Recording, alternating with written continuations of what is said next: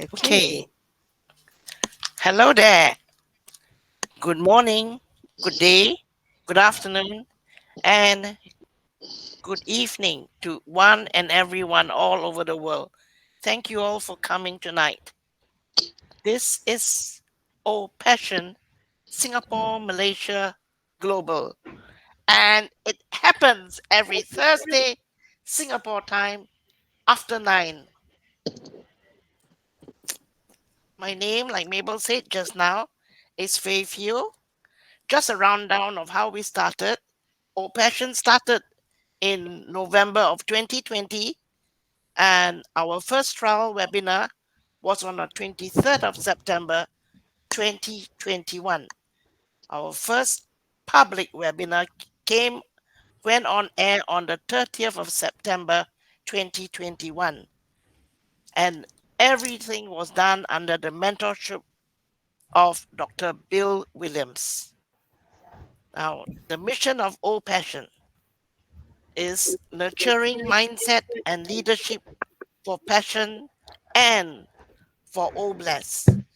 We are also igniting passion for humanity, and we are encouraging the formation of passion groups for Oblast and to help them achieve their goals. We believe that On Passive is a divine movement to make the world a better place. We also believe that Mr. Ash Mufara is chosen by God to lead this movement. And we are all so privileged to be a part of this global movement. Once again, welcome one and all from all over the world. And this is from Singapore. God bless one and all. Thank you. Wonderful. Thank you, Faith. And I'll play, as usual, our introduction and avatar. Just a minute. Here we go. Switch on your volume.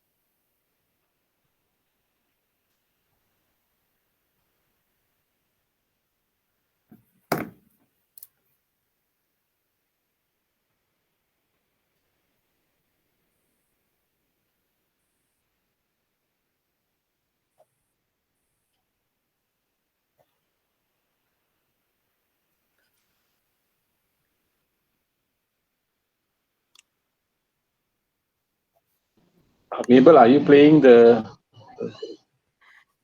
I am. can't see anything. You can't see. We're not hearing anything. I'm not seeing anything either. Okay. I started playing already, so let me see. I can hear it and see it loud and clear. Is it? You could? That means Yes. some of them only. Okay. You couldn't hear. Can't see anything either. Or hear anything.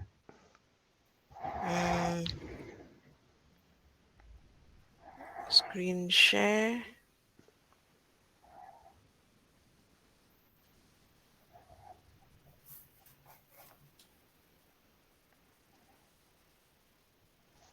I think some of us can, some of us can't. So I think I should continue.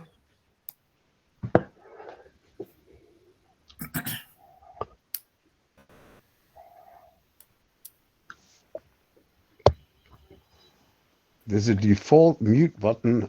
Is everyone unmuting them of the video?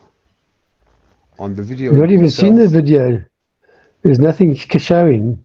The screen share showed for a while, but now it's gone again. Well, I can see the screen share, and I've just unmuted the default. I don't know. It's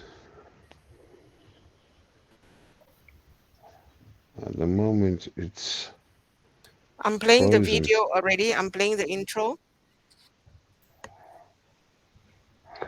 There's no screen share showing or video showing.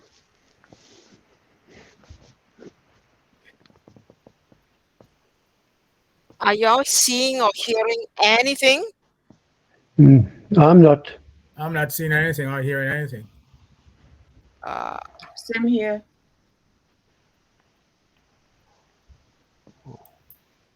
The picture is frozen, but I'm seeing the picture of the commercial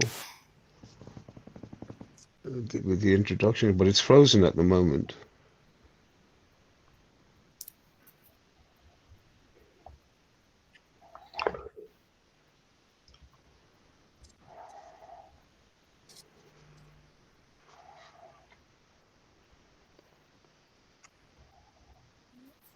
Are you seeing anything?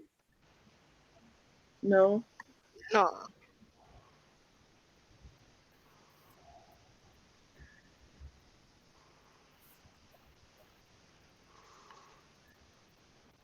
Are y'all seeing or hearing anything? If not, I will stop. No. Okay, I'll stop.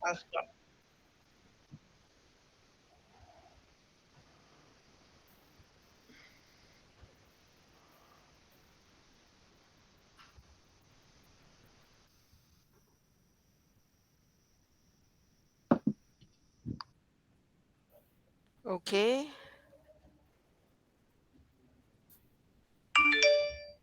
Okay, if everyone is not hearing, then let me introduce the speaker as well as tonight's topic. We are so blessed tonight indeed on the 30th, the last day of November, and to welcome everyone to OPassion Singapore, Malaysia Global. And then, of course, tonight's speaker is Vittel Smart, who is going to share with us how food preservation can be used to cure hunger and starvation. What a topic! And it's Mabel, the commercial is still playing. it's still playing somehow. Yeah, Okay, let me stop it. I can hear everything, and I can also hear you. Okay, let me see what happened. How do I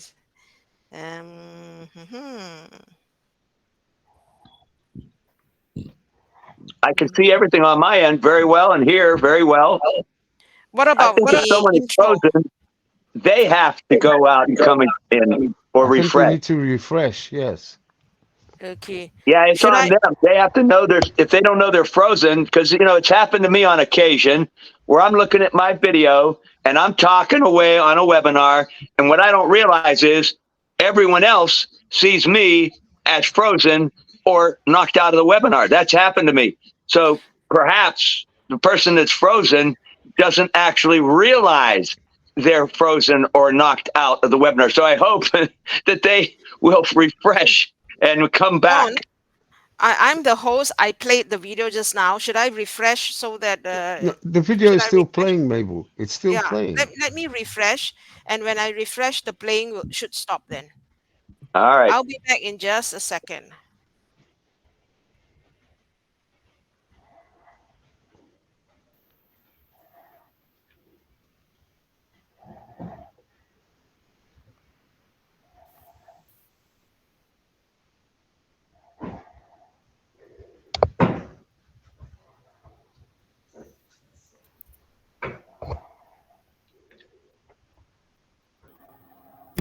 I'm back.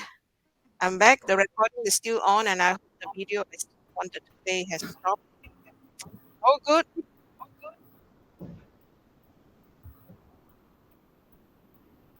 All good. All good. Welcome,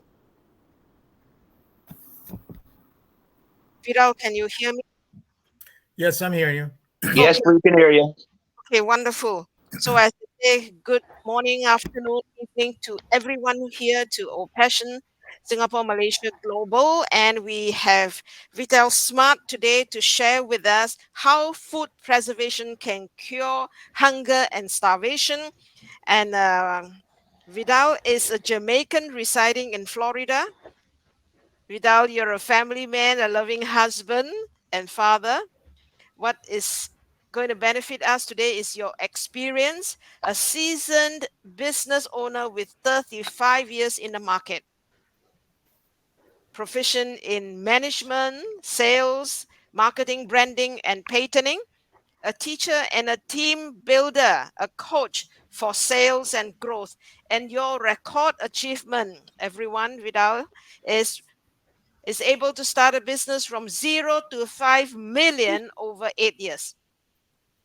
Vidals want to be remembered as hardworking, loving, caring, a giving person who learns from his mistakes, what a humble man, and strives to be a better version of himself every single day.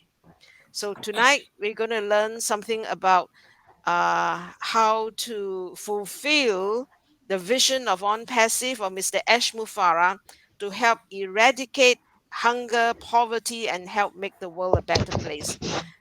Vidal, the platform is yours. Tonight is yours. Take as long as you need. Bless us. Thank you. Okay. Thank you very much, Sister Mabel. Grab a seat, grab your popcorn. Okay. I love that. Whatever. Remind me next time. For You us, ordered it's the popcorn. I'm having coffee for me. grab catch up it's- with it. What a good idea. What a good idea. grab whatever you can grab because we're going to be here for a while. What a good idea. I love. Yeah, it's indeed a pleasure to be part of this wonderful OPassion Singapore, Malaysia Global Seminar webinar. And this is my second appearance here. Yeah. And I want to thank my sister, Queen Debbie, for introducing me to this family, this great family. And information that I have to share with you today, is sometimes most of it is sad.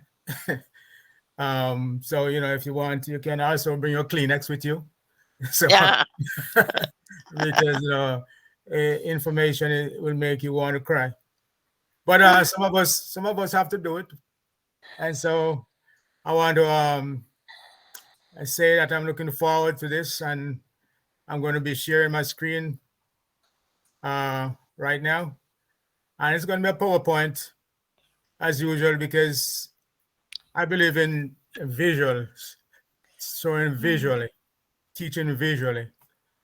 And it's going to be intertwined with slides and PowerPoint. So, and some videos. So get ready for it. I'm going to share my screen. And it's showing me that Mabel is accessing video. So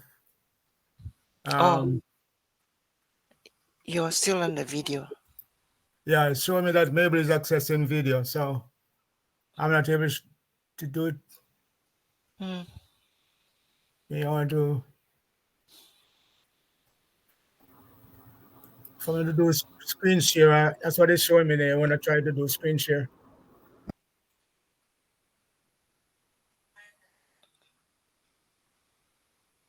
I'm already off screen. How do I? Okay, let me try this one.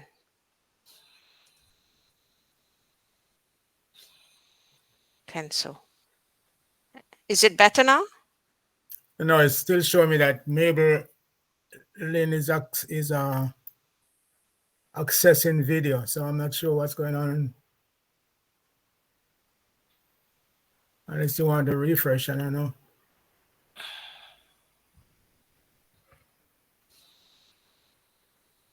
Is it better now?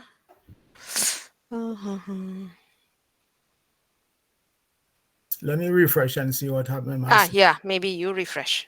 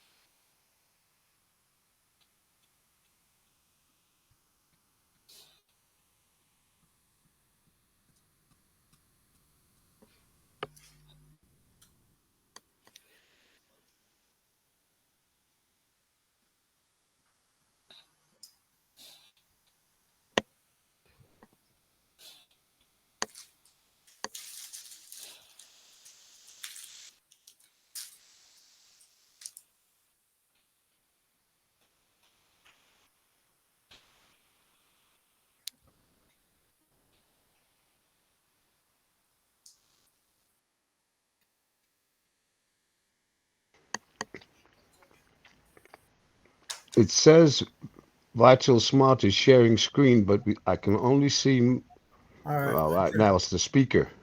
Okay. Whoever is speaking is showing. Vittel, you're not. I think Now I can see you. you see me now. Okay. Yeah, but you're not. I can't see your screen. I can only see you. The camera is following the speaker. Okay. We got it. We got it. Okay. Bingo! There it is. All right. We got it. Hallelujah. Amen. Okay. I just want to say, oh, bless us. You are a very compassionate group of people. So greetings to all global brand ambassadors and users. And I want to say special greetings to all my friends in Jamaica listening, in Canada, in the USA, in the UK, wherever you are. Special greetings also to my lovely sister Vinette, who is there watching also on the panel, who brought me into OPassion. And every time I get ready to do one of these, I have to say lots of thanks to you, my sister. Lots of gratitude. So we're about to share some very interesting information. And most of it is based on a book that I researched and was handed to Chris Johnson from Obless, was presented to Chris and he accepted it. And so I'm sharing with you now some of these information. And my contribution to OPassion is my Obless is my passion. Obless is where my heart is. And moving forward, I intend to make this a part of what I do. For me, doing this research was quite heart-rending and emotionally draining. I had no idea at all about the type of suffering that certain groups of people in the world, especially in the mother country, Africa, were experiencing. But that's what we are here for as global ambassadors to do, to fix these problems with God's guidance, level the playing field, and make the world a better place for tomorrow. So our topic for today is how food preservation can be used by Obless to cure hunger and starvation. And it's simple. I'm going to be going over certain little things that I might have said before in my first appearance here. And it's just for reference for you for review.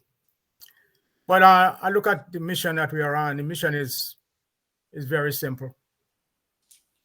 Our mission is to eradicate the global tragedies of poverty, hunger, and starvation. And then we look at our global vision.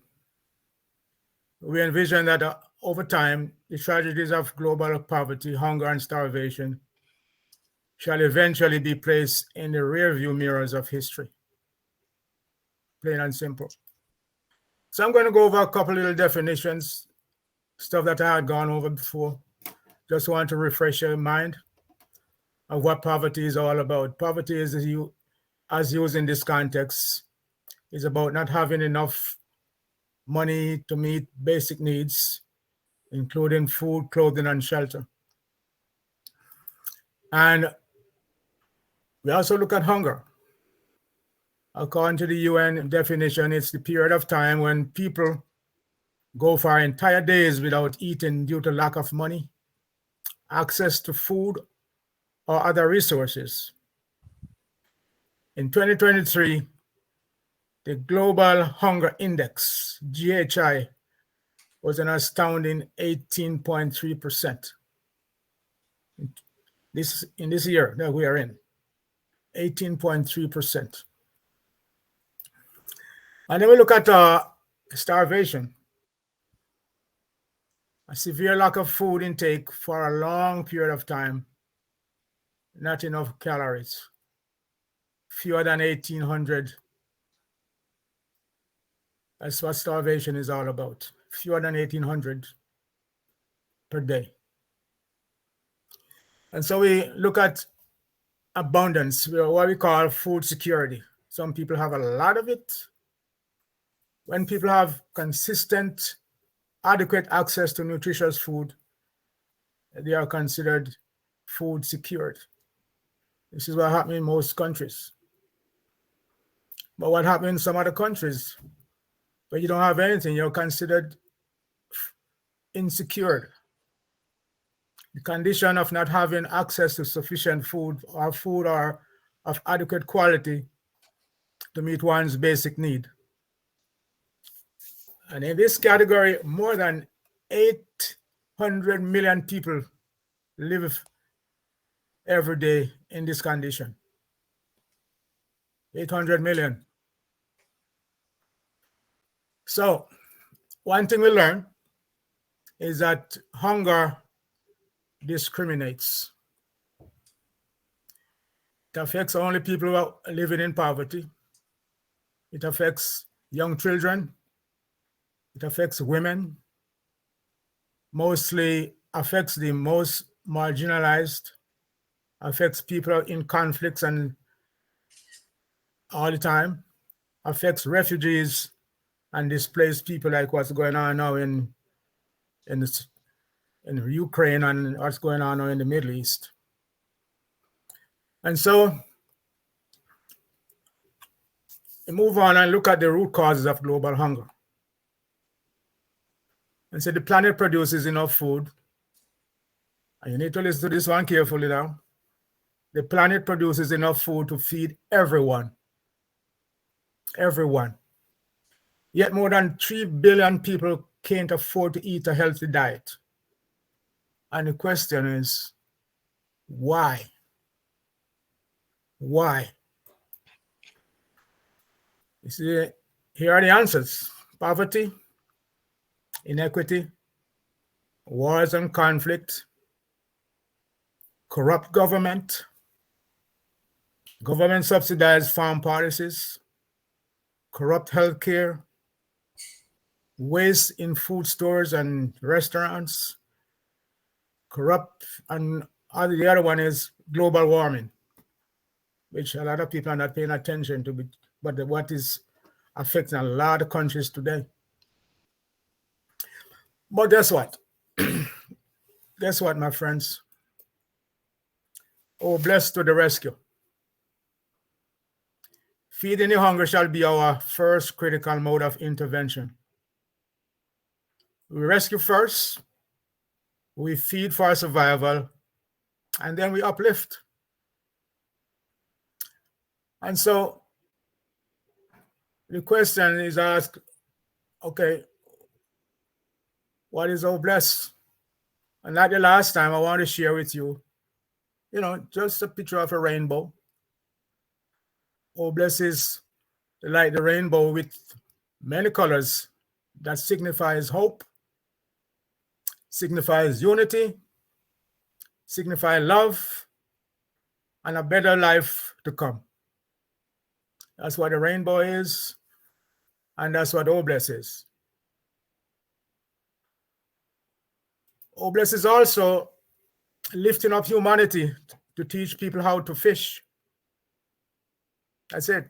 Not just to hand out, but to teach you how to take care of yourself. And right here in my community in Orlando, I found a place called the Second Harvest Food Bank, where they do exactly that. They teach people how to fish. They have a culinary training program. It's a 16-week continuing education opportunity. Offers adults facing problems to employment the better opportunity of life skills training, free of cost. And some of these people were once recipients of the food bank. And now they offer them these, you have to be 18 years and over.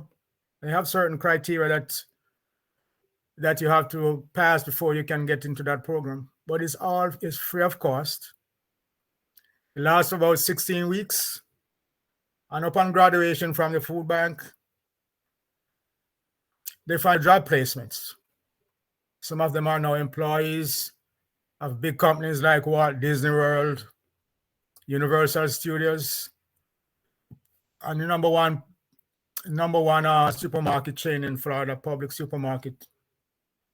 Your students or their parents were once recipients of food from the food bank.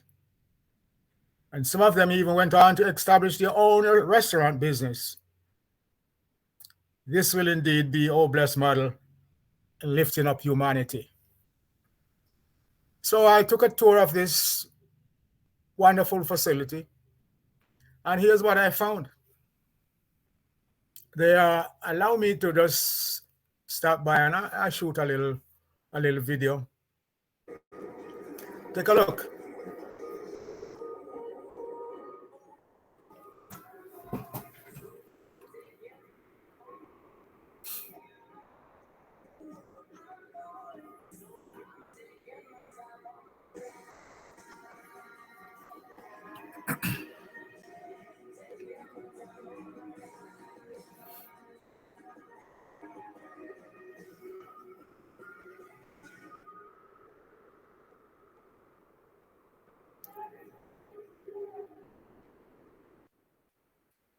Oh, yes. This is a beautiful place, nicely run, clean and professional. It collects, stores, and distributes donated foods to over 625 feeding partners in 7 Central Florida counties. And in 2022, distributed food that fed about 74,000 people per day in the local communities. Okay. So we look at solutions to combat hunger and starvation. And we have bottling, canning, freezing. Solutions for food preservation, same. Canning, freezing, sugaring, salting, vacuuming, and a process that we're going to learn a lot about today called freeze drying. You're going to learn a lot about freeze drying today. And so let's look at the dilemma of food waste in the United States. And this one, you need to take out your Kleenex for this one. 30% to 40% of food that farmers produce is never consumed. Lots of food waste. And let me show you what it looks like. I said, poorly implemented farm policies in the USA where I live. Take a look at this tremendous waste. It's totally disgraceful. There's another way to look at it in the COVID waste. Look at what was happening here. We have milk dumped, eggs smashed, vegetables plowed, food wasted. That's it. That was in the days of COVID where there was no market for the food. There's another waste is labor shortage is a big contributor to food waste. 15% of all food grown in farms across the USA never leave the farm due to workforce shortages. 15%. So what happened to the food is just stay on the farm and rot. But look at the dilemma also in Singapore. To take a look at your farm policies. Land constraints have led to locally grown products. Of Singapore's total of 720 square kilometer land space, only 1% is used for conventional farming. Singapore imports about 90% of its food. And this I get from the Singapore Food Agency, SFA, October 2021. By comparison, neighboring Malaysia can produce 145% of its food with 25% farmland. On account of population density and land scarcity, Singapore has resorted to rooftop gardens and vertical farms to help feed its many residents. And so every day in Singapore, about 2,000 tons of food are also thrown away, just like we do in this country, in the United States. In 2022 to 2023, the total amount of food waste generated was about 813,000 tons. About 7.7 million tons of waste was operated in 2017, enough to fill 15 Olympic-sized swimming pools. Despite Singapore's love for food, households are one of the largest generators of food waste, contributing to 50% of the food waste generated, and this is coming from NEA study 2016 to 2017. And so we look at another video that explains to us what's going on here. Let's take a look at this. Come up. Where are you? All right, here you are. I don't think that I know that much about where our food waste actually goes to, how it's disposed of.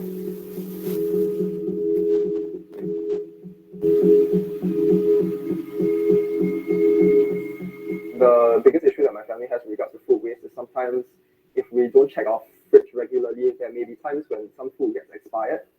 I think if we know more about where our waste goes to, firstly, where our food actually comes from, those different aspects along the supply chain, and then where our food waste actually goes to, I do think that having that awareness would actually provide some of the impetus for Singaporeans, for more Singaporeans to actually lead a more sustainable lifestyle.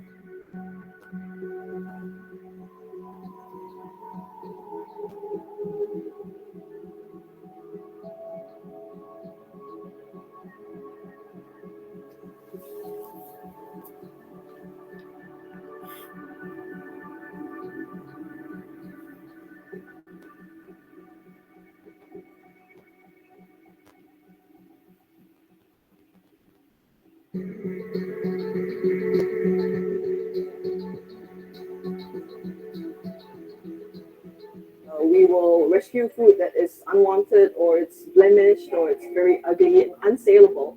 We'll rescue all these foods and then we will collate them before we distribute to different points. One of the points that you see is the fridge that we have right now.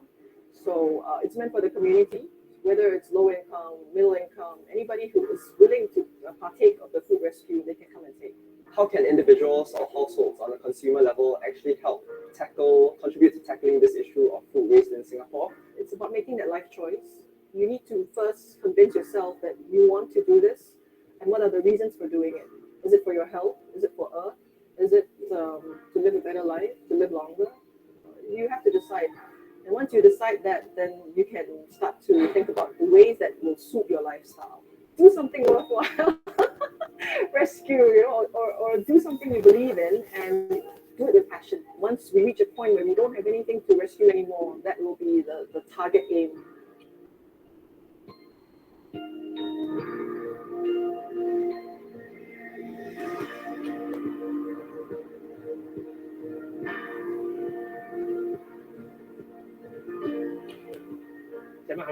Tons of food that we waste in 2019. It's just too big a figure, and I think if we break it down, share with people, there are others that are going hungry in Singapore, going right to the root of the problem, which is making sure that people don't buy too much, don't consume too much in the first place. That's the most important thing. We can do a lot more in terms of reaching out to the public, and again, a lot more in terms of legislation.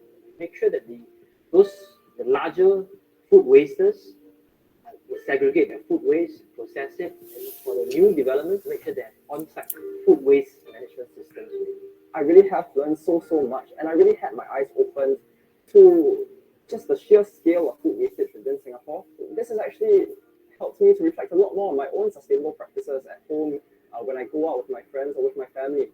And I think at home, one of the things we're trying to do more is actually recycle and recycle consciously. And these are things that in our households we can do on an everyday basis. And last but not least, to have that mindset, to have that passion for actually contributing back to society, I think that's a must-have. And I think that I myself, of course, we are all trying and it's all a process, but I do hope that this can serve as a symbol and serve as inspiration for young people and for everyone out there to play their part and to sort of contribute as well as they can to tackling issues related to sustainability for a better tomorrow and for a better future for all of us.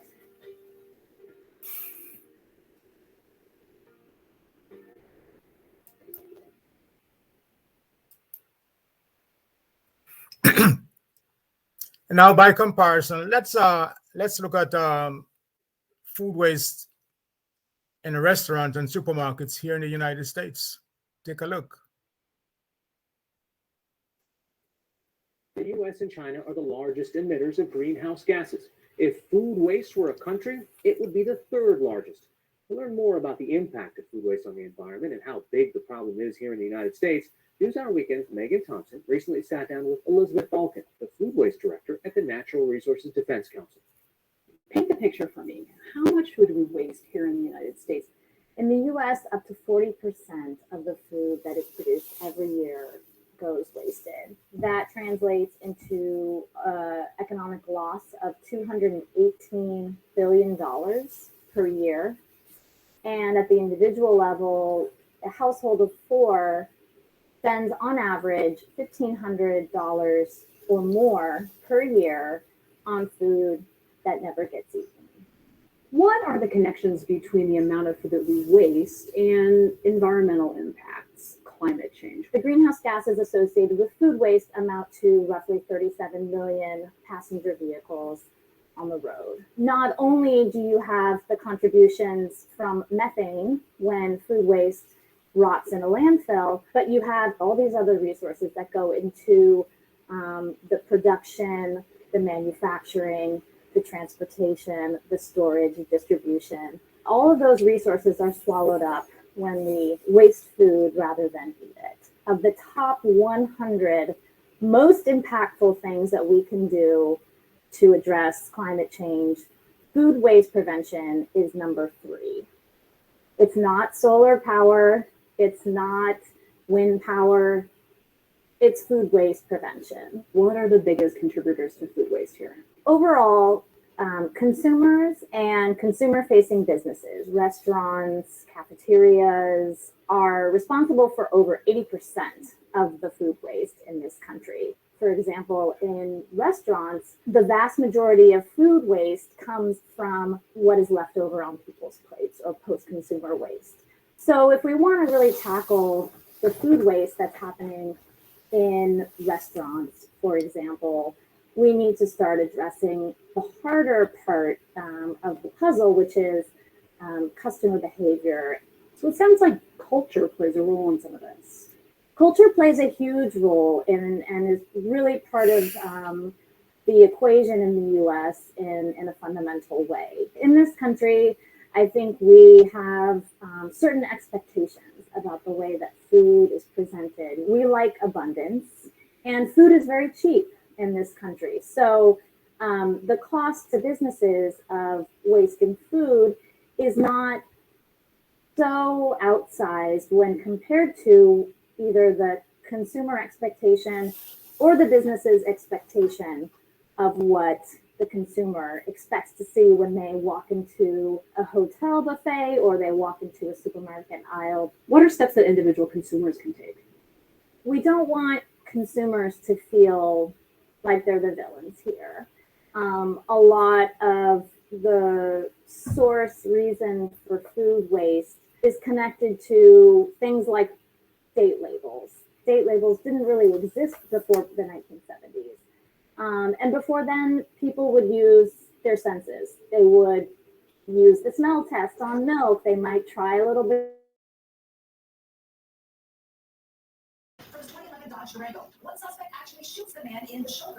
What you see when you look at a date label that says that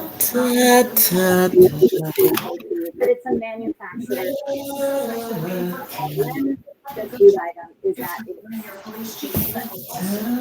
it's inherently a subjective thing. In fact, besides baby formula, there is really no regulation around date labels. So there's enormous opportunity to reform date labels to be consistent with public health information and science, and in doing so, prevent a ton of food from going to waste. Elizabeth Vulcan, thank you so much. Thank you.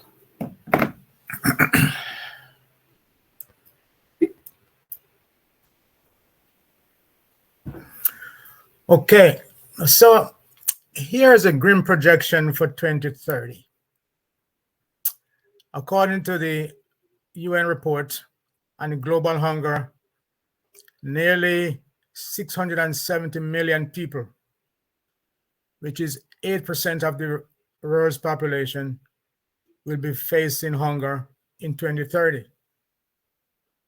This projection was made by the UN Sustainable Development Company. And it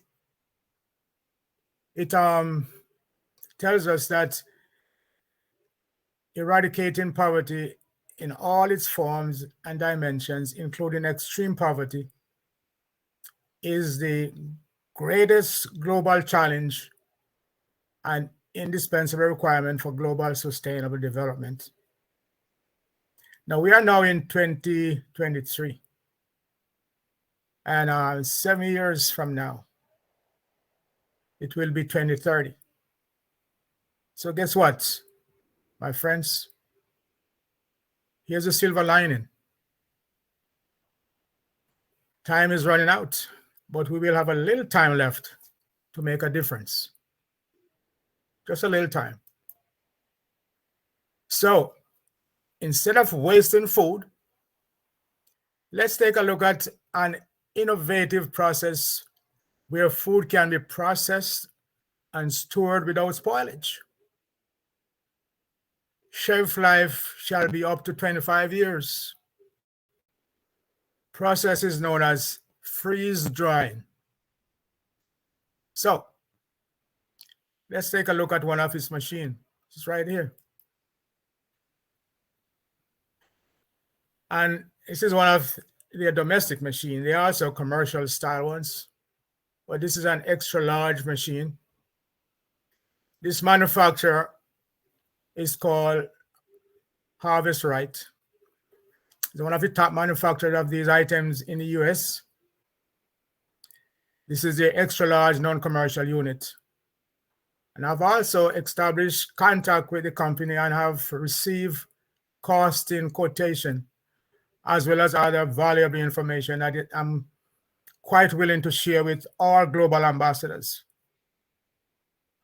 My dairy farmers friends, they have already tested it and they're using it. It's not too cheap, but it's a way to educate people how to preserve food for long-term use, and how we in OBLES can do this and just eradicate starvation worldwide. Take a look at how the process works. Another video to share.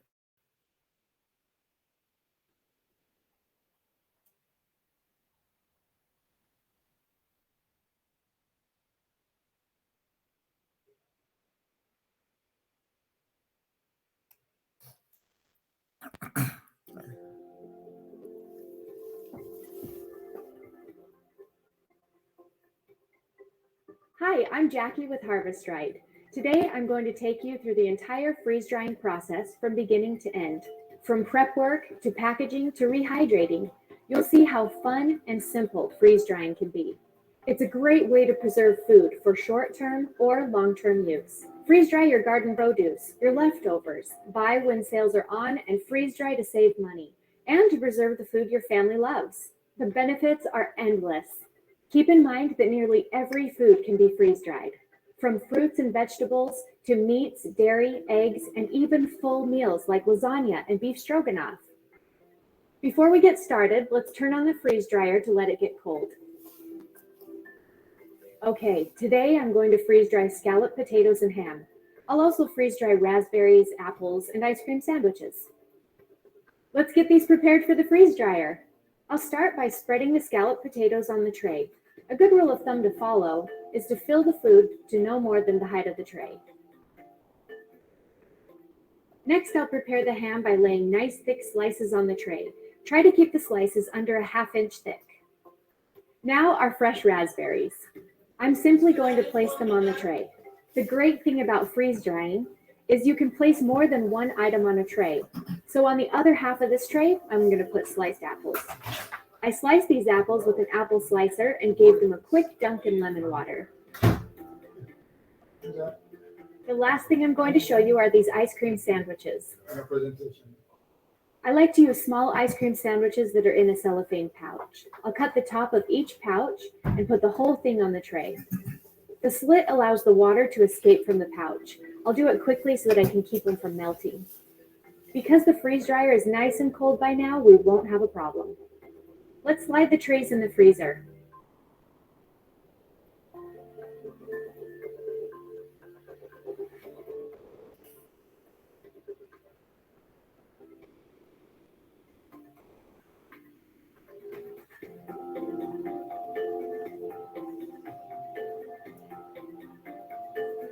Put the door pad in place, turn the handle completely to the right, and that's it. It's that easy.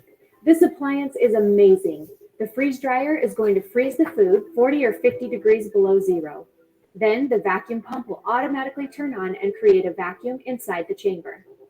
The freeze dryer gradually warms the food, the water sublimates off as a gas, and the food dries. The process takes about 24 hours. When it's done, the freeze dryer will beep. The process is entirely automatic. We'll come back tomorrow and check out our food. Okay, it's time to check our food. The freeze dryer has been running for about a day, and you can see that the screen indicates the food is dry. Let's turn off the freeze dryer. I'll open the door and take a look at the food.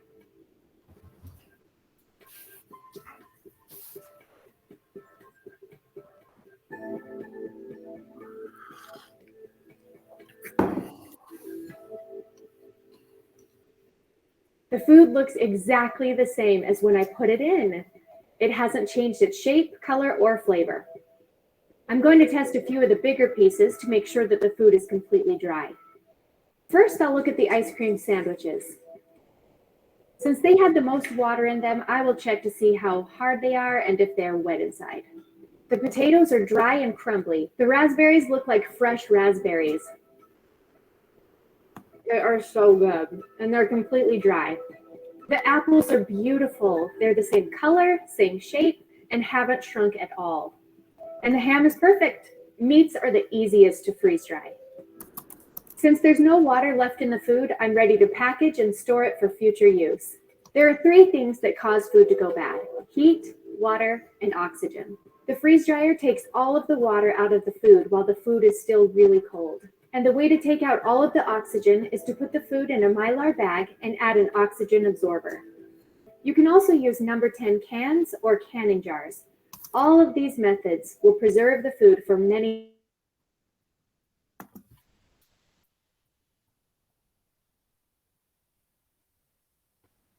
Take the ham, fill the Mylar bag, add an oxygen absorber, and seal it up. I like to do a double seal just to ensure that it's airtight. I'll do the same thing with the potatoes.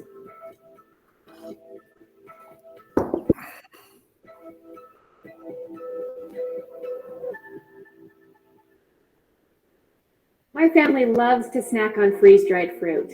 Sometimes I store it in these glass jars, and sometimes I store it in canning jars. That way, they're easy to access for a snack. For long-term storage, I'll put the rest in Mylar bags, add an oxygen absorber, and seal them up. Raspberries and other fruits are delicious in cold cereal or warm oatmeal. I've powdered them and used them in smoothies and even to flavor cakes and frosting. Try using freeze-dried fruit in your baking. You can drop them in your muffin batter or your next cobbler. There are so many options. Okay, these are ready for your pantry or food storage room. For snacking, I put these jars of apples and raspberries on the counter or pantry shelf. The ice cream is amazing. It's delicious as a crunchy snack.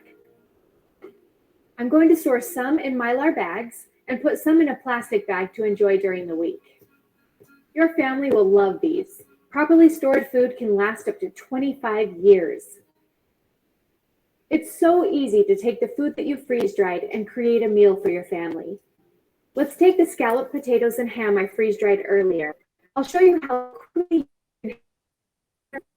I'll start the potatoes. I'll open one of our sealed bags and empty the amount of potatoes into my cooking dish. To rehydrate, just add enough hot water to bring the potatoes to the consistency you want.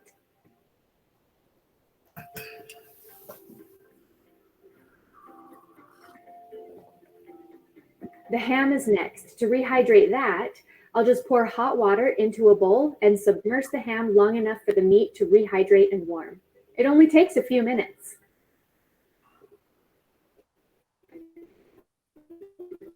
It looks and smells amazing. Let's see.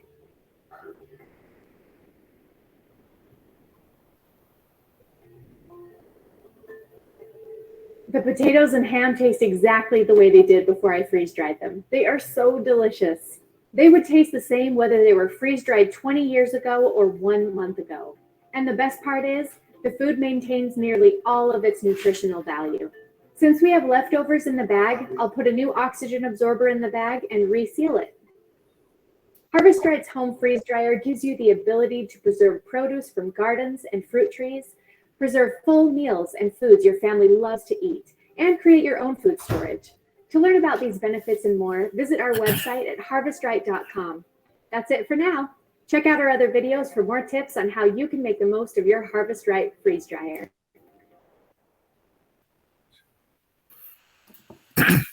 Okay, so we see how that process works. And these are only some of the various solutions in preserving food. But these methods, except freeze drying, are the short-term preservation purposes only, as well as long-term.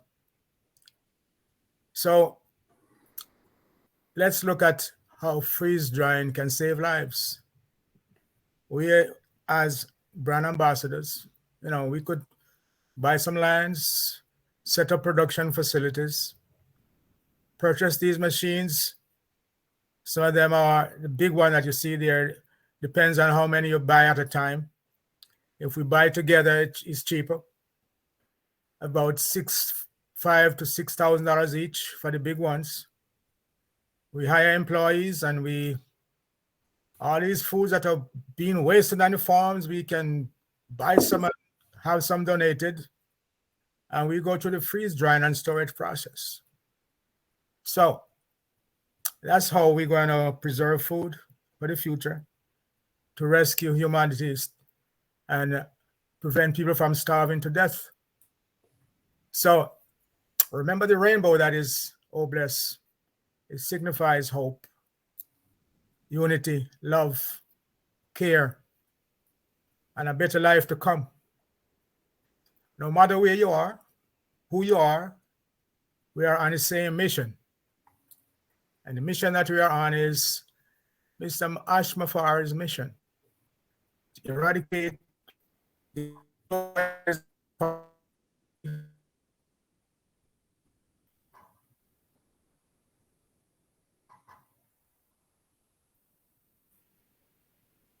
Let me say this.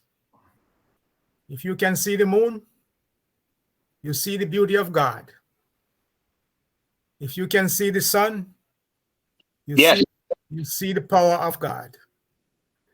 If you can see the mirror, you see the best creation of God. Continue to trust in Him and enjoy this unpassive journey, because this life will never come again. I thank you very much for listening. I thank you for, let me get out of this and say this.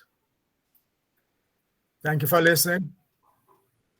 I hope that we can get together and do some creative things and eliminate all these food waste and send it to all these preserved food, send it to all these countries that are where starvation and poverty is rampant, so that we can eliminate poverty and starvation and make this world a better place. I thank you very much. Wow. Vidal, thank you so much. I love what he shared today. And you have provided, you have shared the way. You know, all of us embrace the vision of OnPassive, Mr. Ashmufara's vision. How do I come out of this?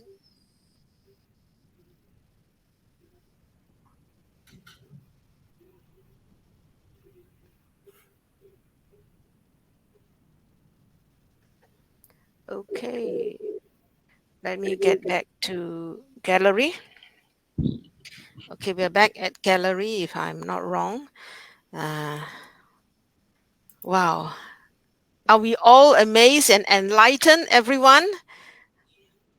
I have 27 of us, but let's not be discouraged by the 27 or 30 or 35, because we will make the difference. We will continue to share the message of Mr. Ashmufara and now Vittel Smart. My goodness, this freeze drying freezer machine, my goodness. Thank you, Vidal, for sharing. You know, we are seeing hope. Hope is manifesting. So now what we need to do is continue to share the message that Vidal has shared with us, the video, and about this harvest rights, about this freezing drying machine, and show the way and how this is. Thank you, Vidal, and let's consolidate what we are thinking. And as for the last time, can I get his sister Vinette to kind of open the door of sharing tonight, and then the rest follows. I'm just amazed. I'm blown away by this latest technology that can freeze food at its prime for 25 years. And of course, Jeffrey, I remember you shared that the technology is here to eradicate poverty. And of course, we would love to hear from you. So, Vinette, please. Thanks, Mr. Maber. Great job, Brother Vittel. You've done an amazing presentation, and you've opened up our eyes to a wide range of things going on around the world, not only in Singapore, but around the world. And I just love that freeze drying idea. I want to get one of those machines. I really, really love that. A question for you, bro. How long does the freeze drying process takes? 1 day, isn't it? It says. How long does it take? I think it said a day, but yeah. But like these are the domestic machines. I think once you get into the commercial, which is in production right now, and in consultation with people who are interested in setting up production facility, they want to, instead of just putting in some commercial units, We have a multiple units of the large, extra large ones that we see there now. And so that if one breaks, the other continue to work. So that, so we'll have production taking place all the time.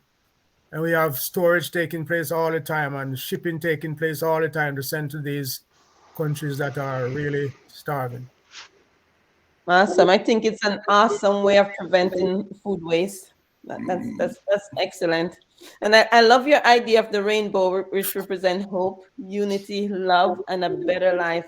And unfortunately, a lot of people around the world just not experiencing that, due to a disadvantage. You're at a disadvantage. But I love that idea of the rainbow, just wish, a lot of people were feeling that rainbow. And that's where and passive comes in. We're going to be the bridge for that, lack of rainbow in these countries around the world. And I love the you mentioned about the date stamp and food, which is which is a good and bad idea. It's good because people want to know that they're not buying expired food or stale food, but at the same time, a lot of these food, they're still good, and a lot of people around the world could really use it, and it's unfortunately going into the dumpster. It's a shame, that a lot of people could use these food. A lot of people are starving. One man garbage is another man's treasure.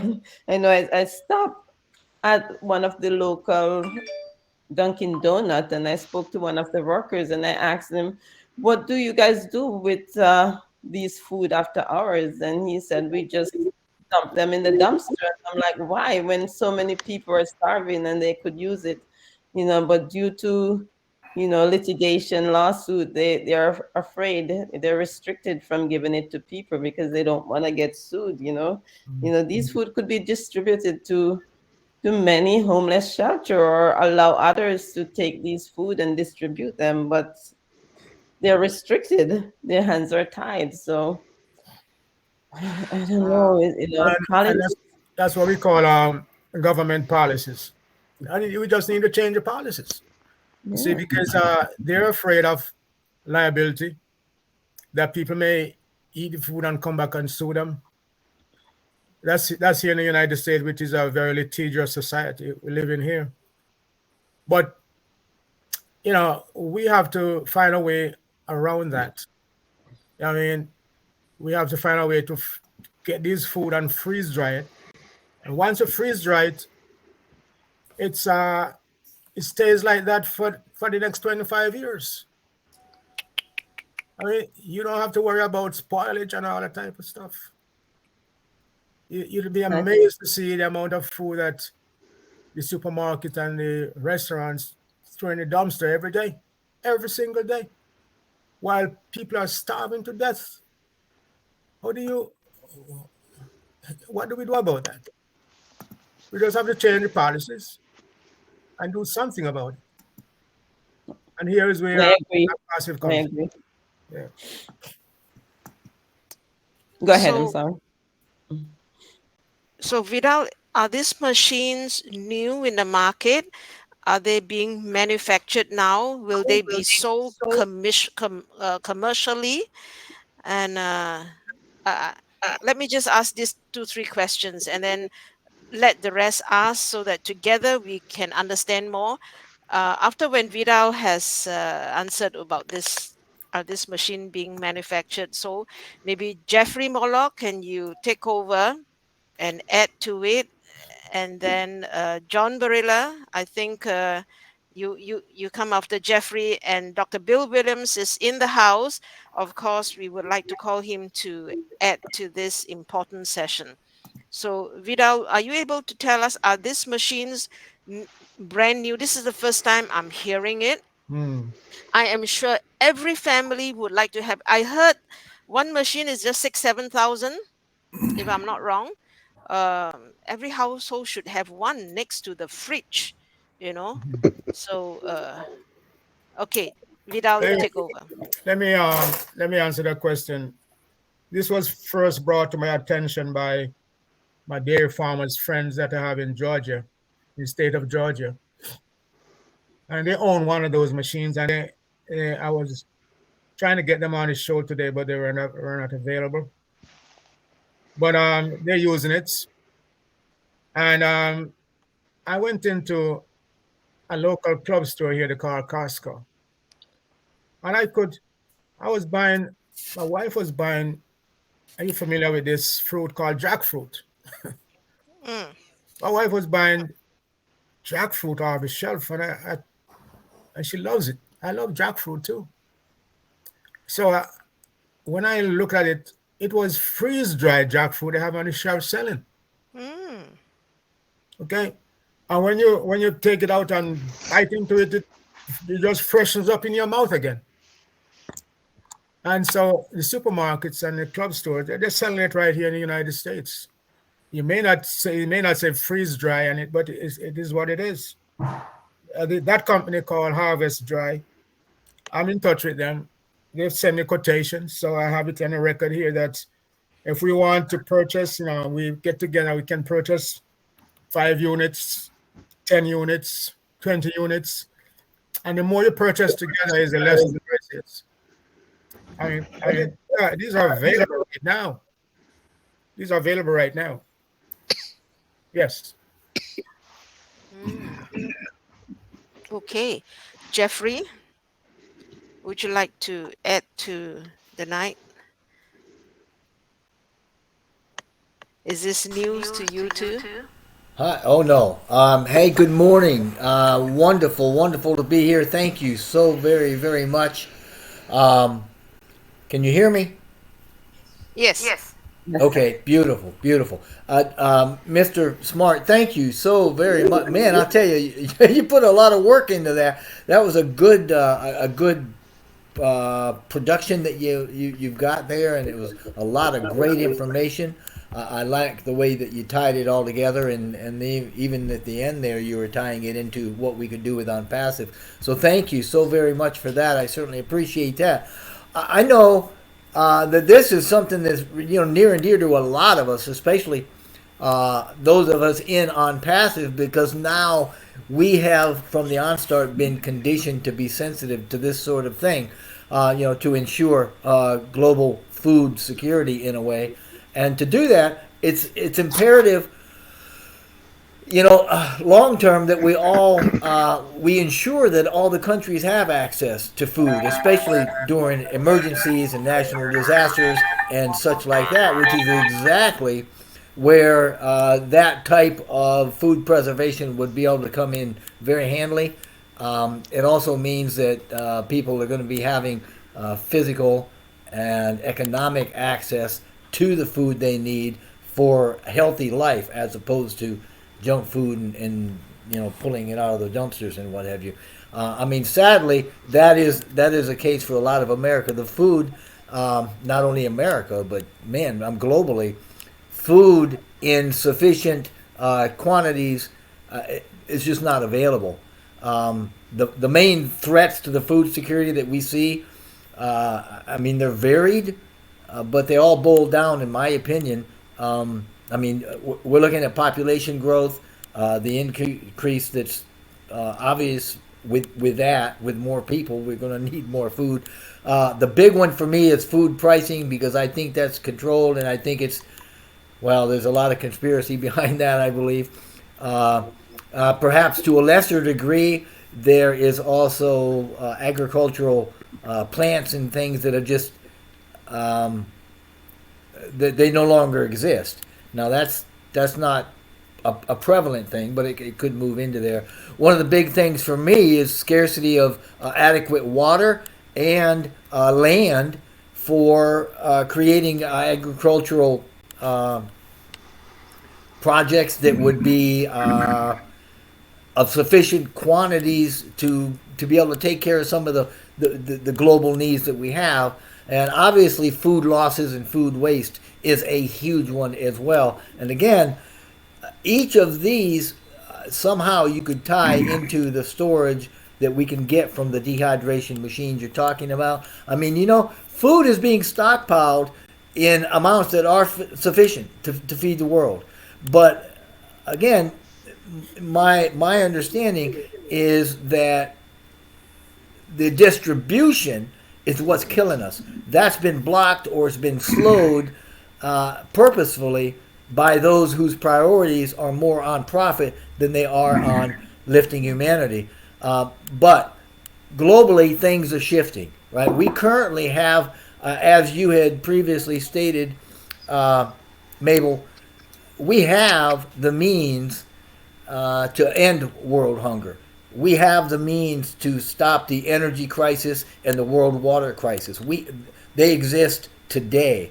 There is a global movement toward compassion and compassionate action for the express purpose of lifting humanity. And obviously, I'm using terminology that we have termed in OnPassive over the last few years because we seem to be as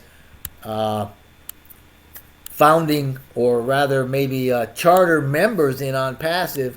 We're more sensitive now to the needs of others than we probably were 3 years ago, 4 years ago, and certainly more sensitive per capita within OnPassive than anything out in the world, although the world is going that way. And through personal activity, right, of the charter members, OnPassive, the founders by any other name, sharing abundance through the OES, right, which comes to us through OnPassive, then we can certainly make a big difference. And certainly through OBless, when it comes online and starts being used, we're going to have a huge field to play in, so to speak, or a gateway, if you will, to go through for really making a lot of our aspirations for ending some of these world crises through everything that we can do with OnPassive. Now, concerning the freeze dryers in particular, these are expensive. You can get a home unit for a couple of grand, but not everybody, I mean, you think about it, $2,000, that's as much as a family somewhere might spend on a whole year's worth of food. So going out and buying one of these machines just to freeze dry and store what they've got isn't gonna fix a lot. Not when you're hungry today and you don't have food sufficient to be freeze drying anyway. However, I think Mr. Smart had indicated during the closing part of his production here, his speech and his information that he provided, that it's not beyond OnPassive charter members to be able, once the abundance, because we know Mr. Mufar has talked about the abundance. It's in the world. You don't make abundance. It's here. Distributing it and getting it where it needs to be is the problem. And with OnPassive, with the charter members now being, well over 1 million and a lot of newer members coming in, we're going to have the ability to do things at the grassroots level. And this would very, very much include something like Mr. Smart's talking about, especially with these machines, because you can have founders and or maybe even through OBless that could not only go out and perhaps purchase land and have folks that can do, large global reaching, large production of agriculture. You could also tie that into other founders that may want to work by getting a facility. And in this facility, you go and you purchase lots of these dehydrators, these freeze-dried machine or freeze-drying machines. And as the food comes out of the field, I mean, you freeze dry it and you pack it up and you could ship it all over. So they certainly have a use for our end goal of lifting humanity and feeding the world and ending world water crises and all of these things.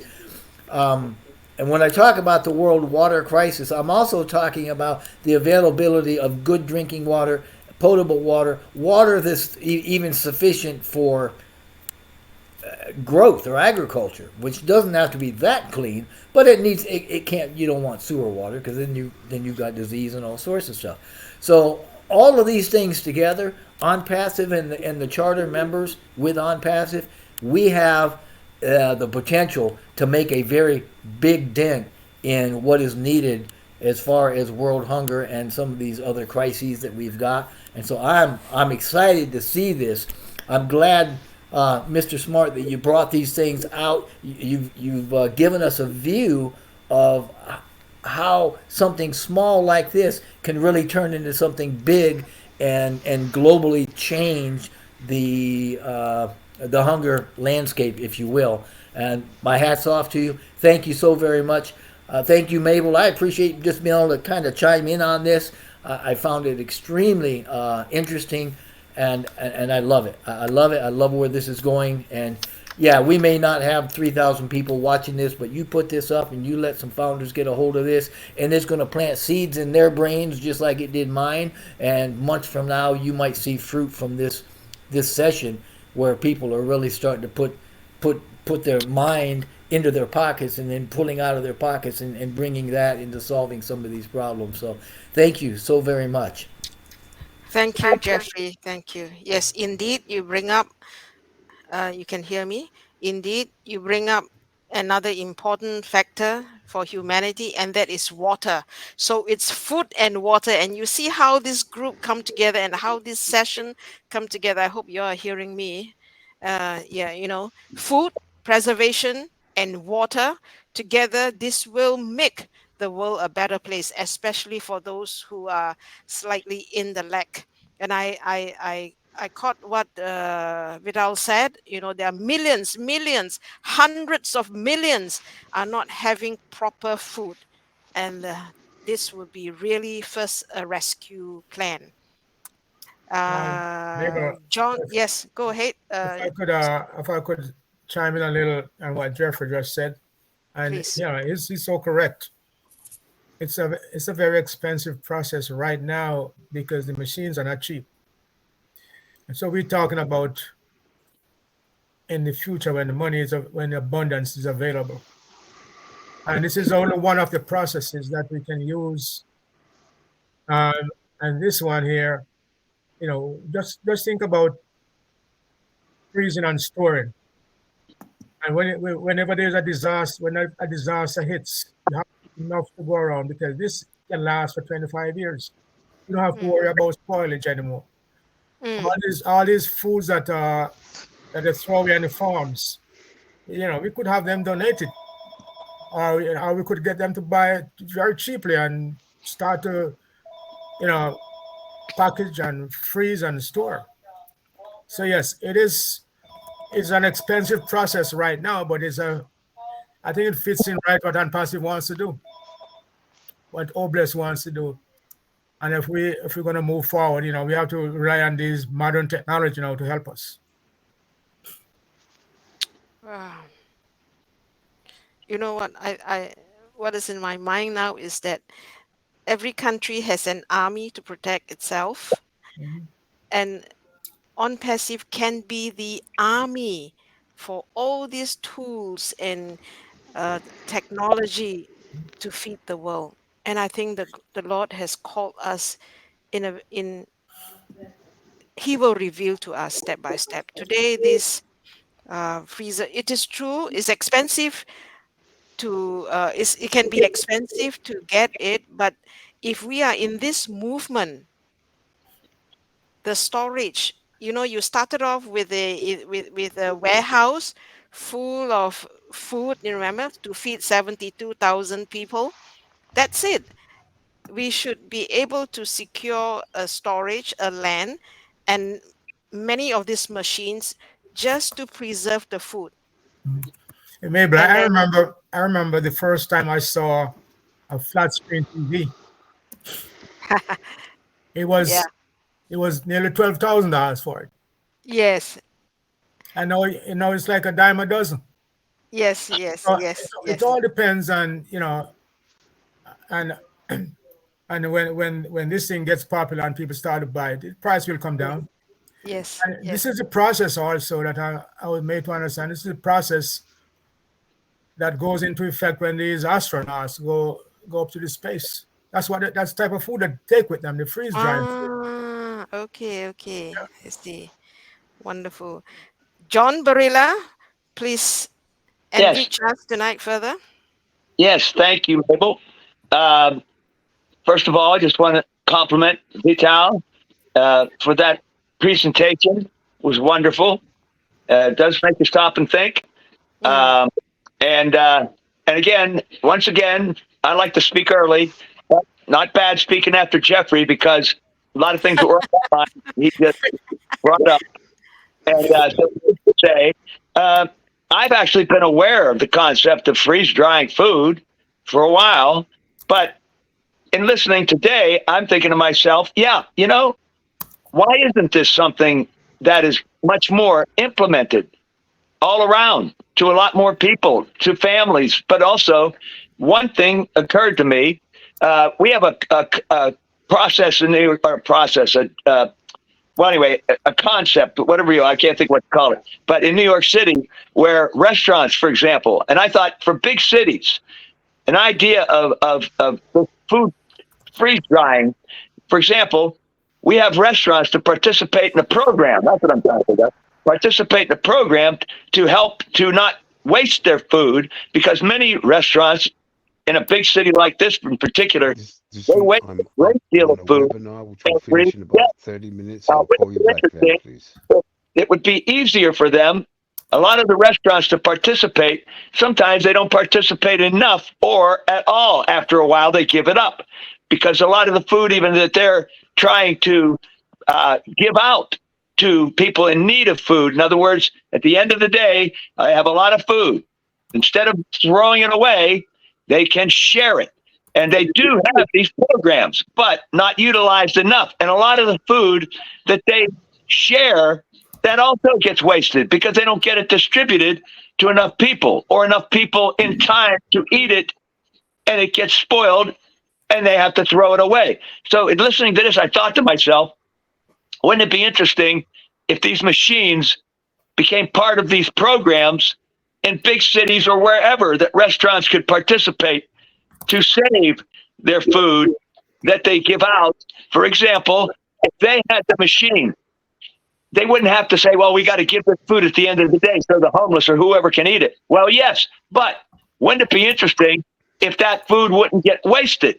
That at the end of the day, they use these machines, or the process is an ongoing thing every day, so that a supply of food can't be given out right away. It gets wasted. Well, it gets saved, and then they share it with food that would have gone bad that they would throw out. But by freeze drying, they save it on a daily basis, accumulating a certain amount, and then they can distribute it so that it doesn't have to be eaten quickly at the end of the day before it gets wasted.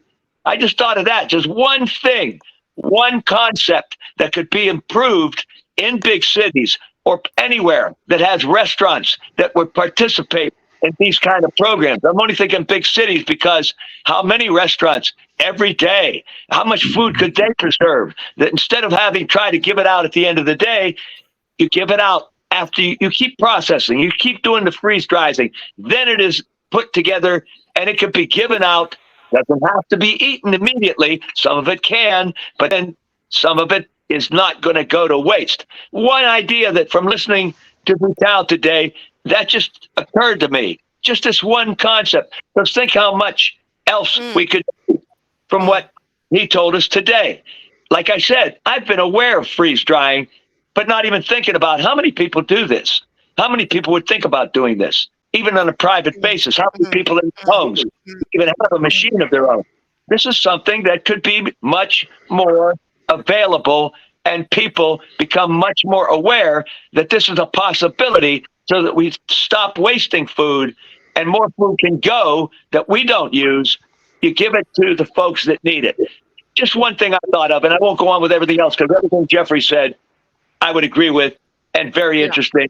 Thank you, Jeffrey. But thank you, Vittel, for this presentation. I was also thinking that, Vittel, I'd like to see you do this presentation in a few more places, perhaps, like, for example, maybe some other groups and places that I'm involved with. I can even think of one that both Jeffrey and Dr. Bill and I are a mentor of a particular group, but I'm also thinking of another group, One Global Movement, that I'm very involved with. Just a couple I'm thinking of. I'd like to see you do this presentation. There's two places right there I can think of So I'm going to have to talk to you a little later, perhaps, and talk to the folks of these movement, or not movements, but these Yes. groups we're part of, so that you could get this out there to more people, more founders. Get this information out there. That's all I'm going to say, because I don't want to go on too long. Great. Thank you. Wonderful. Later, Vittel. Thank you, John. Thank you, John.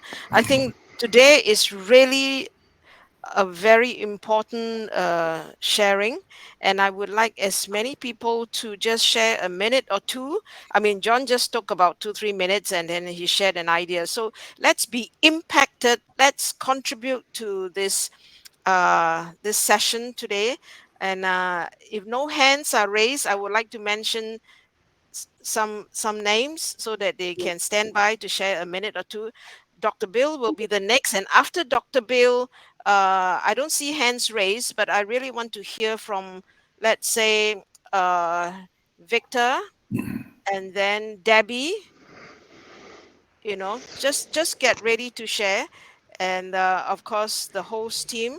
I would like Florence, Kumaran, Faith to share. You can just take half a minute, but just participate in this enlightened presentation. Raj, of course, you will have your time, you know, take a minute. So Dr. Bill Williams, please help us tonight further. Thanks, Mabel. Good to see everybody here. Glad I could be back today. And it's always a good time to be with my friends in Singapore, Malaysia, around the world.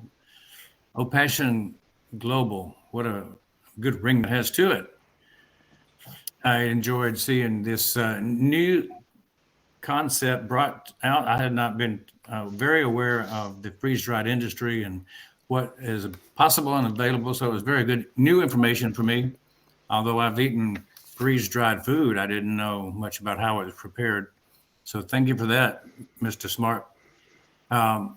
You know, what I think about when I see this kind of a presentation is that it shows us how to become an OBLES agent.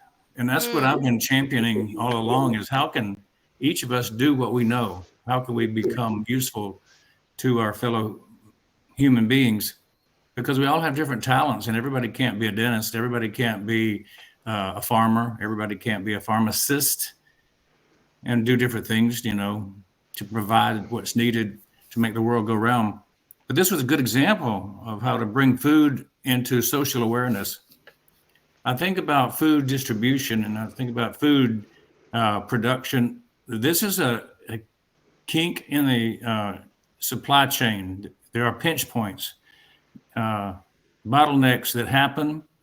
And if you don't have a supply chain that works, remember when COVID happened severely around the world, and the cargo ships were stacked up outside in the bay, couldn't get into the port. That was a pinch. And so many distribution things can happen. And when I think of food, I think about what happens if you disturb the supply chain. Well, for the most part, food spoils. It's got a finite lifetime, right? So you have an answer, a solution with this freeze dry to extend the life of food, to make it useful for months, years, instead of just days and weeks. So that's kind of an eye opener. I think about the things that affect food, and I'm no food expert, of course. I'm good at what you chew food with, but I'm not good at actually creating the food.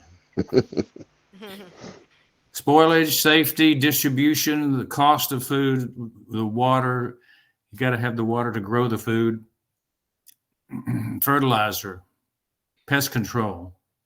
And somebody brought up government regulation. You know, they regulate that you can't give away food from restaurants in some places because it may be an endangerment. I think there's a little bit of graft going on when they say that it endangers people, so you can't give away food. But my thinking is we could change the law to say you must not throw food away. It might be just as good a regulation to say you must give it away, your extra food. Instead of saying you have to give it to the garbage can, you should say you have to give it to the shelters, the poor. There's only a piece of paper that says what you have to do with it, right? Law can be changed. So that's a good point. We should elect law agents who are not so afraid of lawsuits, but are more compassionate toward people who need food. So that's kind of a point of view. Let's take it to a different place now. Since I'm not a food expert, I can't really speak a lot about it, but I would say that, oh bless, I am an expert in seeing how things can work. And Ash has kind of always emphasized, what can you do? What can one person do? And so I thought about this. One-on-one can be helpful for your neighbors or your friends. So you can give one-on-one to your neighbor. You can give services, you can give goods, you can give support. So one-on-one is easy. One to a few is pretty easy too. You can help a few people. You can help a family. You can do something by yourself as part of your OBLESS mission.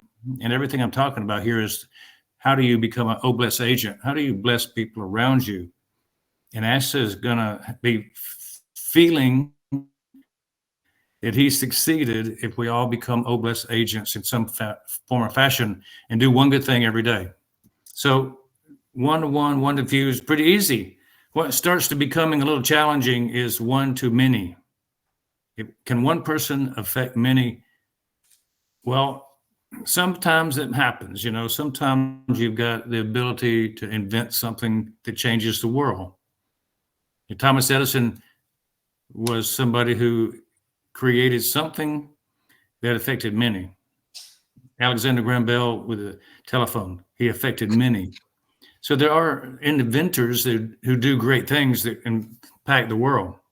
But that's not normal. We mostly gather together, and maybe you'll have a group come together like the OPassion group in Singapore. Maybe that is the few that affect one. I'm going to show something tomorrow. I'm speaking tomorrow with One Global Movement at 1:00 with Yvonne on her program, her webinar. And I'm going to show how a few can affect one. I'm going to show how a few can affect a few, and a few can affect many. So I'm going to give examples of that. So you might find that a few gathering together as a team can create an ongoing project that gets a foothold. It takes an imagination of one or two or three or four to spread this good news around the world.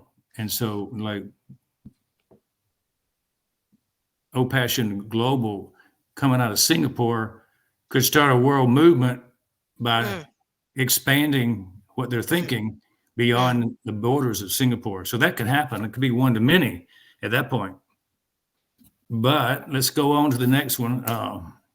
Ash says OnPassive has 1.4 million founders. And when 1.4 million founders get together and try to do one thing for one person, you think we could be successful? Yes. Could we be successful if we were going one to a few? Yeah.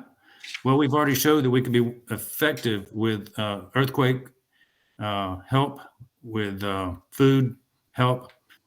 There are things we've already done that show that the massive few of OnPassive together can do great things.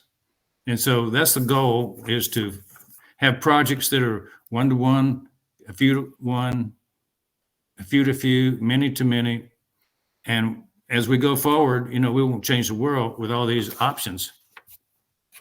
So I'm looking forward to hearing, presentations like this that showed what one person can do, bringing news to people, bringing ideas to people, because it's through the spread of ideas that we actually get motivated to go do something different than we're doing today. So question is, what's your area of expertise to add to the OBLESS story? OnPassive is just a collection of stories about what happened when they got the OBLESS bug, when we got the virus spread by Ash Mafara called OBLESS. What happened to the world? Some of us can go and do. Some of us can send those who go and do. So you could be a support mechanism for those who go and do. You can be a donation source. You may be able to raise money for people. You may be able to raise resources for people to go on a mission, start up a new company. So the Old Blessed Project is not limited to charitable organizations. It's to start up new concepts, new ideas. So that can happen. Then the last thing I want to say was, what are the benefits of going? To being the one on the ground doing the work? Well, primarily, I think it changes your worldview. You start to see the world in a new light. You become a lot more humble. You become a lot more compassionate when you see others who are suffering much more than you are. It takes you from a, oh, woe is me situation to where you're not the only one who has a hard time in the world. When you see other people with worse situations than you, it brings out the compassion, the love in you, and you want to share what you have with them. So that's the biggest change, I think, when you go and do like a short-term mission. And sometimes people get motivated to become more involved when they go on short-term experiences, when they go into a homeless shelter and help feed the needy and the poor in an urban area. When you see people shivering on the sidewalk because it's cold in New York City, you may feel like you're more compassionate when you actually go down there and help and work and stand beside them and understand that you've got a warm coat on and they don't. So your compassion goes up. You become a better person when you get involved. But what about the people you're helping? You know, obviously, if you help somebody with a medical emergency, they're going to survive where they might have died. They might have been disfigured, and you became able to be a resource to help them remove that growth from their face that made them look unacceptable in public. We're going to show some of those tomorrow. So those are the benefits of helping the one. Now, the benefits of sending people are just as big. You know, you become a better citizen, you become a better lover of humanity when you stand behind good causes. And so we need people in the shadows to stand behind good causes. So you're not unimportant if you support people who go. And that's one of the main messages about missions is that we've always preached, is that it takes many people to make a successful mission. If you're going to do any kind of project, you need the people who send as well as the people who go. Yep. So that's kind of my message today, and it's great to share and see examples being brought out, prime examples like Vittel has showed us today. So thanks so much for that, and I'm real pleased to see expansion of concepts. It's really beautiful. Thank you. Good to see all you guys. Thank you, Dr. Bill. And Alan's hand is raised. I would like Alan G to share, and then Victor, Debbie, Dr. Benny. At least can I line up this few, and then a minute or two. Thank you, Dr. Patience. Okay. Alan G, if you can unmute yourself.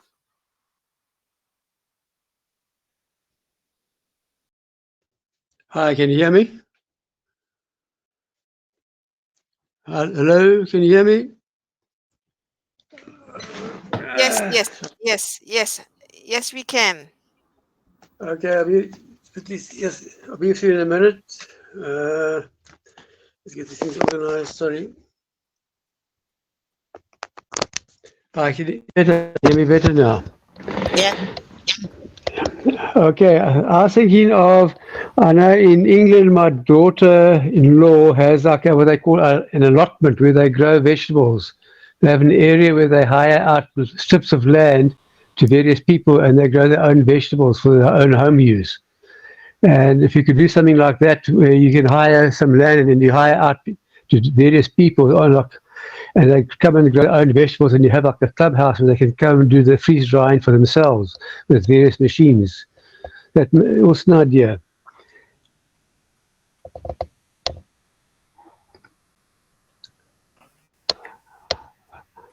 I don't know if anybody. Also, if you um, can get like a piece of land somewhere and divide it up into, doesn't have to be a big area. It could even be a plot of ground for a house, an open plot in the urban area where you can grow vegetables or something like that. Have a vegetable garden, and that way you could grow vegetables, may have food security, and whatever you grow, people can take for themselves. But also, there's a lot of excess which they could freeze dry. Mhm. Just an idea. That's good. Thank you. Thank you. Thank you. Vic, can I can we get Victor Abba, and then Debbie? Good morning, good afternoon, good evening, good day. Thank you, Mabel, for inviting me. And I want to say a big, big, big thank you to Fattel. It is an eye opener. I am excited. At the same time, I'm challenged. Amen. Yes. Oh, it really is a challenge for everyone. I mean, I was looking at it. I said, okay, Singapore, look at all that food that is being wasted. Okay, but what percentage of the population in Singapore is in poverty? Is it because Singapore is one of the most progressive economies in the world? So is there a large number of people there who actually are be, living below standard? Oh, I look at America. America, the same thing. And what percentage of the 18% that Vittel told us about is actually coming from America? And then the answers. I think John Barella brought up an answer there, and I said, okay, John, listen, what would happen? These restaurants and these food producers, for them to have machines of this nature, they would have to invest. And at the mm. moment, it's not costing them anything to throw food away. So extend what you think, what you've thought of, extend it and get the government involved. Let the government say, okay, we'll give you a tax incentive. Give them a reason for wanting to do it. If you bring these things up, if you put these machines in and we will distribute, then the government starts distributing, starts giving out coupons to the people who are in need. There's so many ways. And I'm thinking, wow, what on earth is going on in Africa? The infrastructures in Africa don't exist. We don't have the water. We don't have the electricity. We don't have the manufacturing facilities. What on earth? Oh, I don't know. I'm excited. And as I said, I'm challenged. I will not sleep today. And I think that this message needs to be spread as wide and as broad as we possibly can. I mean, at the time when Chris was regularly doing "Oh Bless," everybody had an opportunity. There's no central platform now where the same people can come up with these thoughts and ideas. Vittel, I don't know what you're going to do next, besides giving me a heart attack. but I really do appreciate it. I don't want to take up much time, but there's so much food for thought. Um, Yes. uh, it leaves me speechless. But thank you for this opportunity, and I hope that the message is spread. And wherever it is spread, Mabel, can I ask you include me? Let me be there. If I'm not physically there, let me be. No, I will be there. Let me be there, part of whatever program that does exist. Please, thank you very much. God bless each and every one. It was a wonderful Thank presentation. Thank you. Yes, wonderful. And I agree with you. It's so amazing, full of hope until it's almost speechless. But Mhm. Victor, thank you for joining us. We are blessed to have you, and so many of us here. My screen is 26, or some are 30.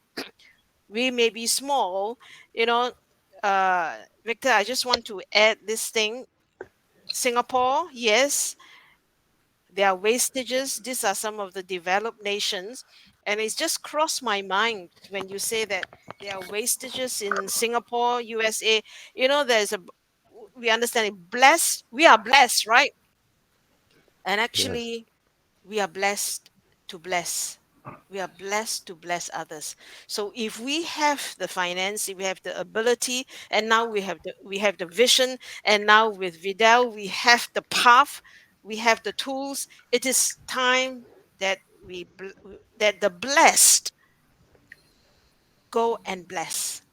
Yes. And let's not wait. I know you mentioned the government. Sometimes it's hard to move these bureaucrats, and we can start from here. I have told ourselves, oh, passion, we meet every week, but it will evolve.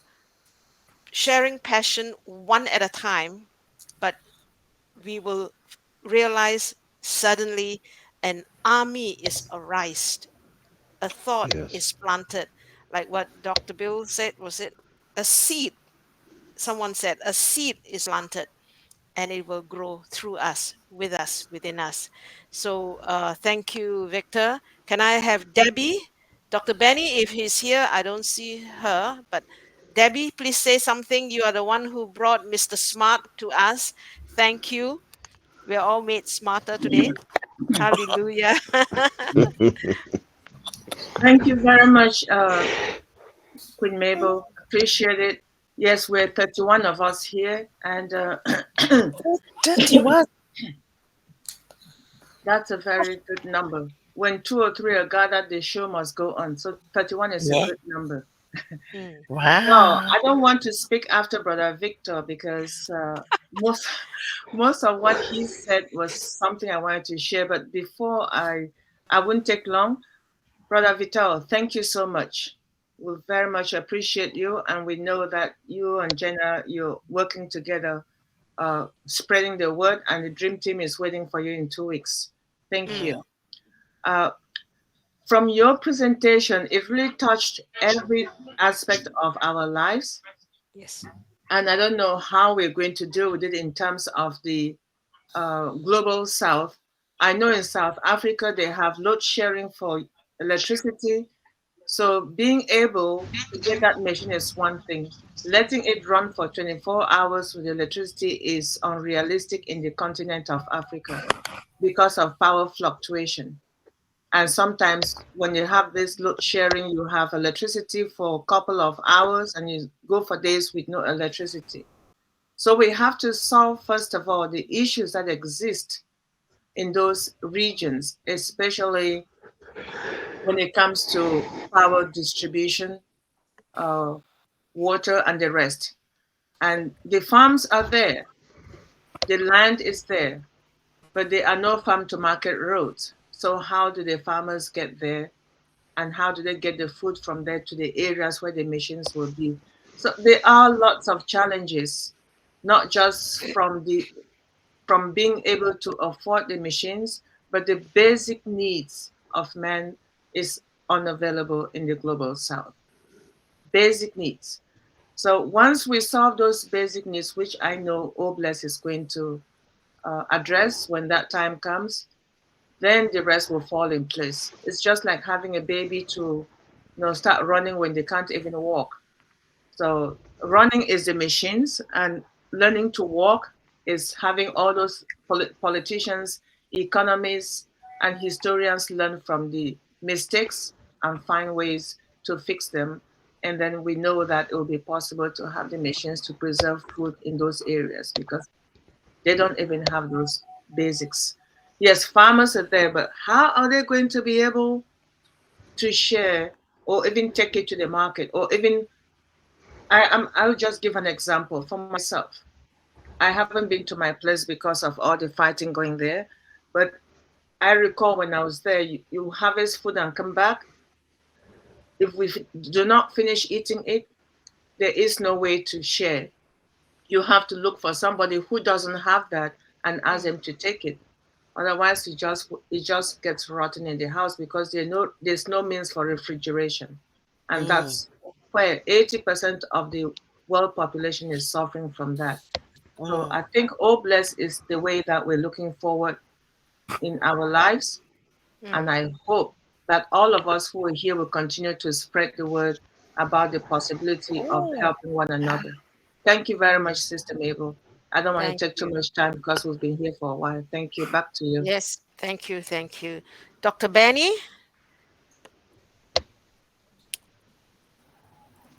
Greetings. Yes. Greetings. Thank you so much, Greetings. Queen Mabel, for giving me this opportunity. Good morning, good afternoon, good evening to my brothers and sisters, my queens and kings around the globe. Thank you all for coming. Most importantly, thank you, Brother Vittel, for accepting Queen Mabel's invitation. Thank you. Actually, I would say extraordinary presentation. I really, we need you more and more. But before I proceed, I want to take this moment to thank our Heavenly Father for bringing you and I together. I mean, because if it wasn't for Him, knowing that I believe you guys have something to come and share for each and everyone to learn. We will not be here today because of Him. And again, I want to thank Him for sending somebody so important, our visionary, to you and I. And because of Oh Bless, his main goal is to help humanity. And his name is Mr. Ash Mufaria. He wants you and I to go out there because of the vision that he has. He wants you and I to go out and help each and everyone, especially our underprivileged children, those who don't even have food to eat. Based upon this, your presentation, like Queen Debbie was saying, that is going to be very difficult for farmers to share. First, I believe some of us, I mean, those who knows.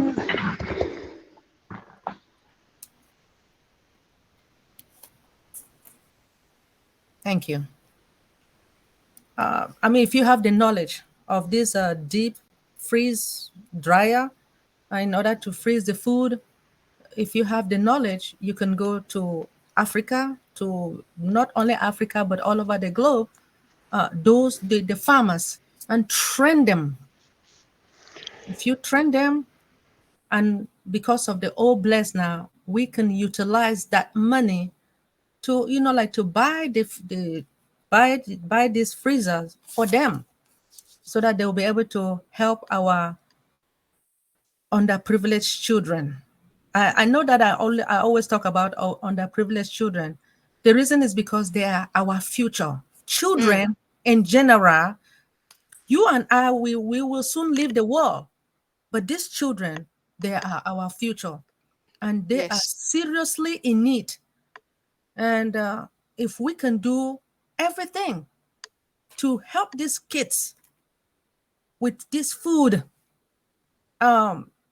transportation to go to school, shelter, they need blankets, they need someone to be able to prepare the food for them. You know that if there is no food, they will not be able to pass the exams. They have to eat to nourish their brain. Well, I know I'm not going to sit here and be preaching, but the most important thing, I want to thank our God for what He has done. And I want all of us to continue to pray to our CEO. He is spending sleepless night making sure that you and I will soon be smiling. We need to pray for his health, his entire family, the dream team, Brother Kamal, Brother Nazel, our Professor Susan and the O Media teams, most importantly, our tech brothers and sisters, because they are the ones spending sleepless night, making sure that our products they are ready. Again, our first product that we are utilizing at the present moment is being commercialized. We need to thank them that God should provide them with knowledge and wisdom, reading and understanding, so that they'll be able to, again, to work together. Thank you again, Queen Mabel, for giving me this opportunity. I love you guys. Love you too, Dr. Benny. Love you too. Can I quickly get Julie Pierre to share, please? Yes, you are precious, and I know you're full of vision and passion. Hello, hello everyone. Good morning, good evening, good afternoon, wherever you are. Thank you, Sister Mabel, for allowing me this opportunity. Sorry I came in late. My own webinar last night went on for hours and hours. So, and we were on, just making plans, discussing with founders, sharing the love with each other. So I came in late at the end of Dr. Bill's presentation. But for me, what I can say is that I'm not too concerned about myself and non-passive, because I know myself and my family and I, we will be fine. We'll be okay. But my burning passion and desire is to take on the projects that I have in mind for my own country and community, in terms of providing food for the underprivileged. And one of the areas that my brother and myself, who is a founder, have decided to go into is agriculture and farming, providing food for our country. And it sounds big, because we are going out full-fledged in terms of, getting farmers, empowering farmers with the equipment, with the necessary tools, even giving out small loans to them. We have not quite decided if it's because you don't want to give people, you want to teach people how to fish. So we're thinking of doing it in terms of giving them small loans with no interest, when they have to pay back with no interest, but in providing them, with equipment, with the tools necessary, so that we can develop a program, because there are so many wasted fruits and vegetables on the island. Yes. In St. Lucia, we have a lot of seasonal fruits, and they come and they just go, to waste. And all of this could be, put into a processing plant in terms of making juices, jellies, and other food products. Flour. Yeah. We have lots of breadfruit. I don't know if anybody is familiar with breadfruit. Lots of breadfruit that can be processed into flour. So all of this, we have this in mind, and we are going to put together to champion this project, an agricultural project to feed our country, St. Lucia, and to empower people. We don't want to see anybody, any child especially, go to bed hungry. And, I am so excited to get this project going. This is one of our main projects. We have other projects coming on in terms of assisting the youth and stuff. But for me, my vision and my brother's vision as a founder is to tackle the agricultural industry in my country. And, it's a wonderful feeling. And I must say thank you to our CEO, Mr. Ash Mufar. I continuously pray for him, and I'm imploring founders to pray for him and his family. Yep. He's got a backbone of a wife. And let me tell you, if he did not have a powerful woman standing behind him, he would have crumbled. And he is ordained by God. Only God can have this man, Mr. Ashmafar, doing the wonders, opening doors, breaking curses. And oh my Jesus, I'm just getting chills over me. Only God can sustain him. And I thank God for him every day. And I ask God to continue to bless him, keep him safe, give him good health, and protect his family. Thank you. Thank you. Thank you, Julie. Thank you. We should be ending soon as it has started almost 2 hours ago. I would like a few people to speak a minute or two, just a minute or two if I can. Dr. Patience, Raj, a minute or two, and then Kumaran, Florence, Faith, a minute. The host team, a minute. So Dr. Patience, if you can unmute, take a minute or two, and then Raj, a minute or two. Thank you. If Dr. Patience is able to unmute. If not, Raj, I know I see you. Would you like to start your 2 minutes? Yeah. Thank you so much, sister, inviting me. Yeah, what's great opportunity to express myself. Rishi Raj. Yeah, good morning, good afternoon, good evening, ladies and gentlemen. The galaxy of intellectual. Today's session was really remarkable, outstanding, and awesome. How extraordinary it is. Super job. Vittel sir, I had support taking mesmerizing session. Yes, why not? We are facing huge global crisis, food waste. That is one of the concern for humanity. When you waste the food, it means we are losing $1 trillion financial per year. Yes, and waste food increase the carbon content in atmosphere.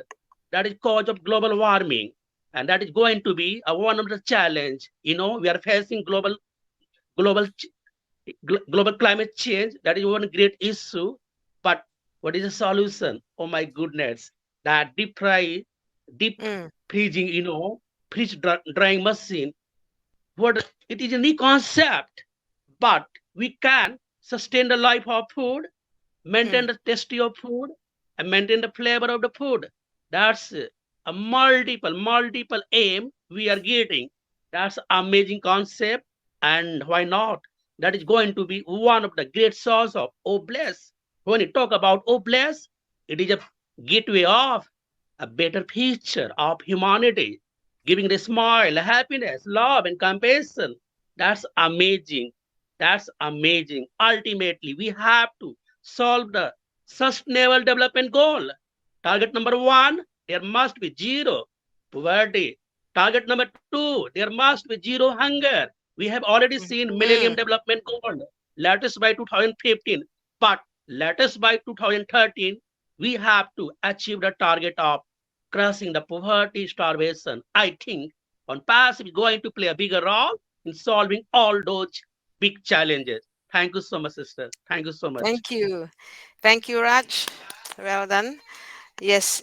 Anyone else want to speak? I can see Sister Yvonne, you are here. Yvonne Monday, would you like to say something? If not, well, anytime he can switch on to have a minute. So Florence, would you like to come on and see how today's session has impacted you?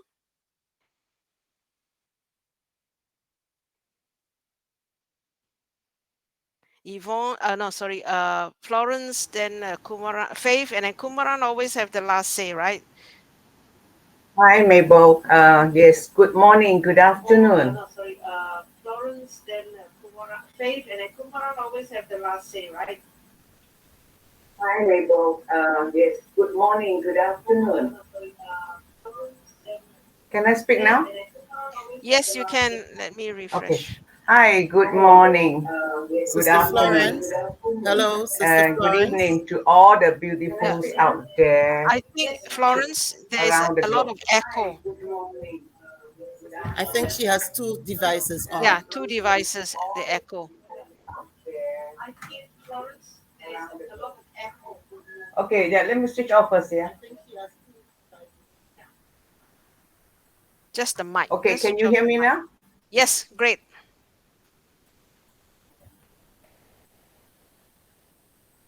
Can you hear me now? Yes, we can. Okay. Yes. Thanks, Mabel, for giving me this opportunity to share. And also, first of all, I would like to thank Brother White Vittel for his wonderful sharing. It was really an eye-opening regarding the freezing of the food. Now, actually, yes, it has always actually been. I get very upset each time when I see that food are being wasted. You know, even the cooked food, people they cook a lot, and it's so much is gone to waste. And so happened that recently, very recent, I came across a NGO from the Facebook. They actually what they do is they distribute food from those events, the corporate events or families having their gatherings, the leftover food. And what they do is they send it to the center, repack it, and distribute to the poor families to eat, you know. So because we can imagine the poor families, they wouldn't have the opportunity to eat some good food or delicious food, yeah, so to speak. So I called them up one day and asked them how can I contribute, and they did mention how they do their operation and things like that. So what I do here now, a small contribution from my part, I will start collecting all the recycled Tupperwares, the containers for them, wash, of course, it's washed, and send it to them so that they can use the recycled containers to pack the food and distribute. I actually went into their Facebook page. It's called What a Waste. You all can check it out. And actually, you can see how they do their operation in terms of the food distribution to the poor families. So I think uh, it is such a good idea, you know, that this kind of food is not gone to waste. So, and in terms of Brother Whitel who mentioned about the freezing of the food, yes, I think the first thing is we got to look into the logistic part. Just like we talk about Africa itself is such a big continent, yeah. To bring in the fresh veggie, the food is an issue here. From the way I see it, uh, uh, it has got to be in various centers to do this logistic part here. But anyway, as also Brother Jeffrey has mentioned here, we hope that more people get to see this video so they can adopt this concept to um, go for the oblast as what our Mr. Ash Mufara wants to do, to meet his vision. Yeah, this is my sharing here. Thank you. Thank you, Florence. Faith, you want to say something?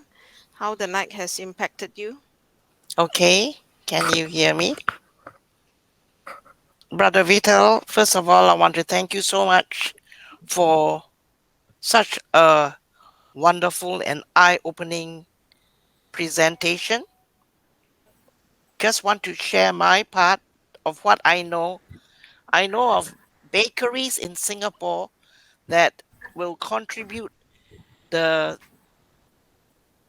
all the buns and cakes that is not sold for the day to homes that need more financing, and they go around to different entities and to different homes like old folks home, children's homes, and all the homes that will need more food. And of course, this is with the approval of the government, and it is done in Singapore on a daily basis. And there are quite a few bakeries that have joined this organization to feed all the underprivileged. And yes, we are trying our best on our part to preserve and not waste all the food that you see in your video being thrown away. It's really very painful for mankind to allow this to happen, and we want to thank you for opening up our hearts and our minds and our eyes to know that this kind of happening can be eradicated. Let's work together as a team for better feeding of all the people in our little country and around the world. Thank you.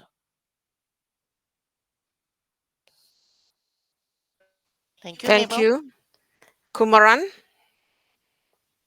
After Kumaran, I will probably say something also, and then can we get Brother Vittel Smart to help us close the night since you started the meeting? Mabel, Okay. Yeah. Yvonne is ready.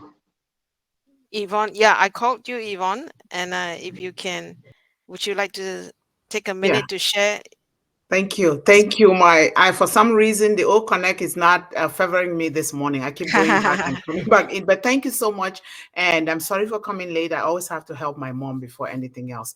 And I want to thank all of you. I might not have been from the beginning, but I am so grateful for the topic today. It is a wonderful topic. And thank you, John Barilla, Dr. Bill, and everyone here on the panel, because food, there is a common saying that a hungry man is an angry man. Just remember, if our children don't eat, they are going to be very angry. Even us, if we don't eat, we'll be angry. And here we are today. And today is just like a coincidence, because today I will read the topic that we're going to be treating today on One Global Movement. It says, is it true that if we can conquer space, we can conquer childhood hunger? Remember, we put a lot of energy, we go to space, we do a lot of things in space. We are determined to achieve those things. Can we take the same energy and put into making sure that every child, every family can eat? One Global Movement is here to eliminate hunger, poverty, homelessness, illiteracy, and all other social ills that face our future. And the future is our youth.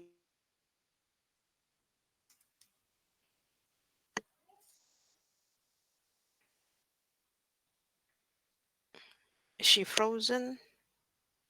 Yep. Can you hear her?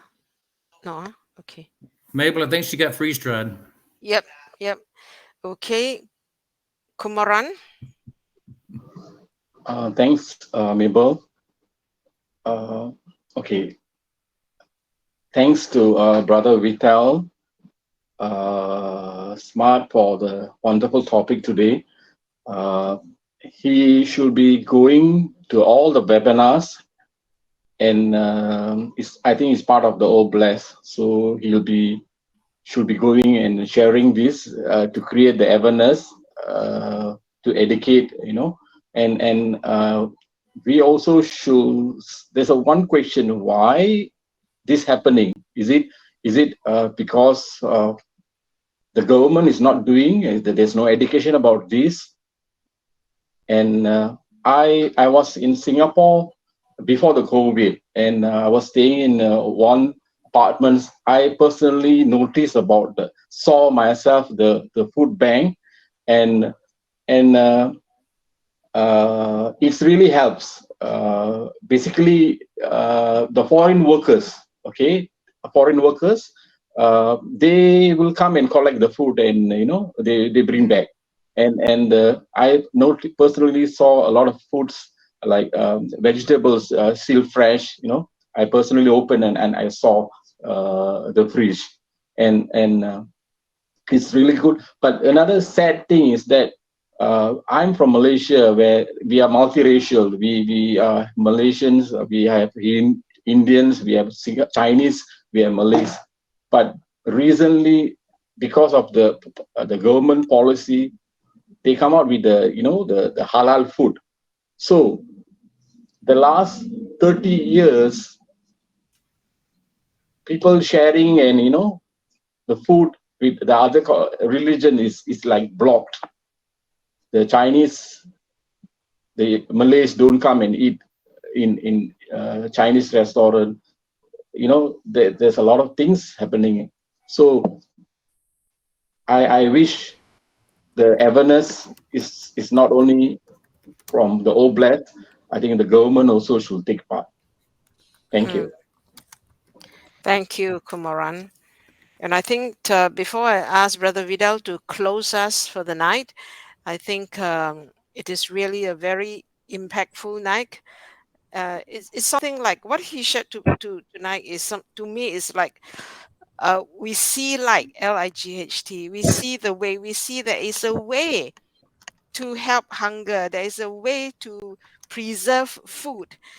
And Sister Debbie said something about some countries, the electricity is not stable. And this is where the blessed can bless the others. So let all the countries that have stable electricity freeze the food and send it to all these countries on the first level called rescue. So all those countries who can afford it get storage, freeze the food, and air freight to these places, or even ship, because the food will last 25 years. For those who come late, this called freeze drying machine can freeze the food in its original freshness and taste for 25 years. And this Wow. is how we can really cure hunger and starvation in the world. And of course, the next things not forget, as Jeffrey and Debbie said, that how to solve the water crisis will be our next enlightenment. So let this session continue, because ideas, the seed of all blessed, will continue to be revealed to us as God would lead. I like what Dr. Bill says, all blessed is the agent. On passive, all of us here are the agents of good hope, of hope. So, Brother Vittel, thank you very much. Really appreciate you. Thank you for coming to this platform to share whatever you know. So help us close the night. And as I really would like to echo what Victor says, we are so excited and we can't sleep tonight because of Mr. Smart. Okay, okay. Okay. Okay. Thank you very much, Mabel. Thank you. This morning when I when I got up, I told my wife I'm heading to the airport. And she said, "Where you going?" I said, "I'm going to Singapore." Hallelujah. And here I'm talking to people all over. And it was indeed a pleasure, Mabel, to be here and also enjoying what the feedback we got. Yes. People like Jeffrey and Dr. Bill and and others, my sister Vinette, who, by the way, feeds a lot of hungry people in her community right now. Just cooking and taking out there to the community and feeding people in our own way before she start making money. So I want to bless up my sister for doing that. What we do here, we identify the problems, and now we have to come up with the solutions. Yes, we don't sit back and wonder, where we going, how we going to do this. I know. Oh, blessings. I've been here now for over 4 years listening, and since 2020, so not 4 years yet, but I've been here listening. I'm meeting beautiful friends, wonderful friends like you, Mabel, and Dr. Bill, and this Dr. Patience, and Sister Debbie, and Dr. Benny, and Sister Caribbean Queen, Sister John Pierre. Debbie Pierre. I'm sorry, and I've been listening. I would never have met these people before if I wasn't for OPassion. I would never have met these people. I saw who we are. And our blessers are compassionate people. We are compassionate people. You are compassionate and generous people who deeply cares about others. You're also resilient because despite the challenges that lives bring, you choose to learn how to help malnourished children and their families. It shows that you are resilient. And I also know that the people that I've met, they pay attention. They're paying attention.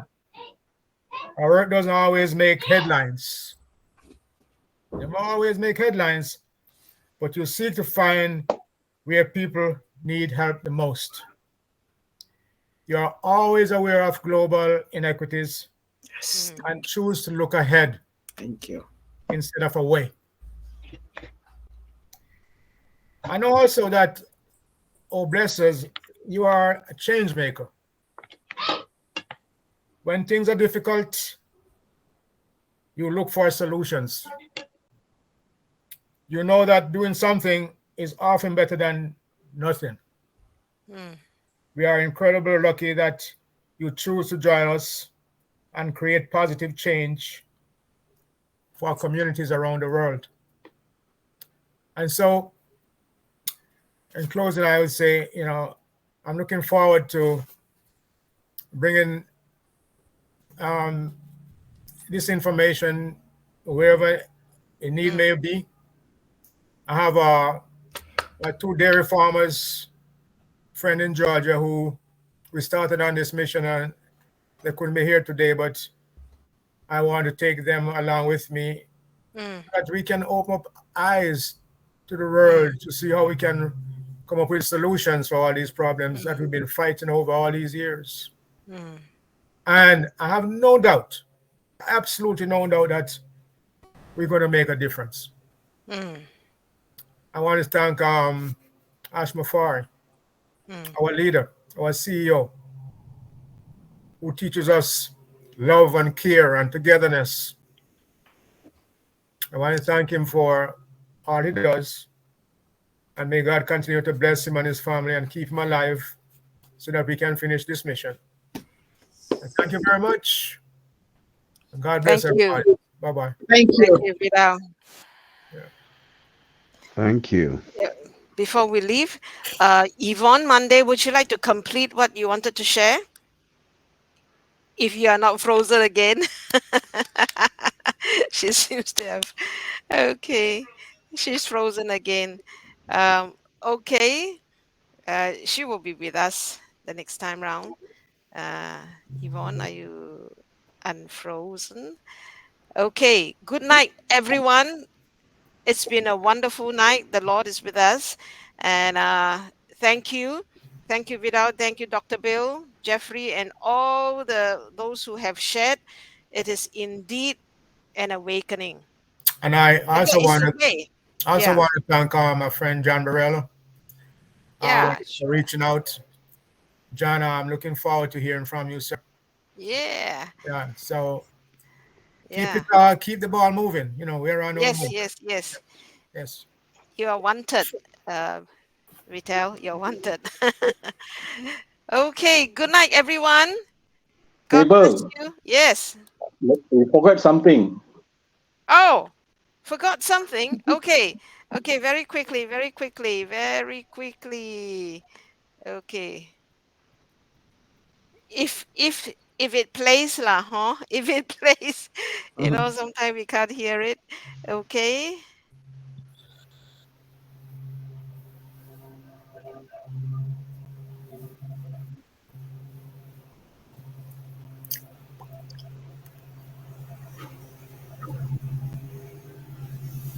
Can't hear?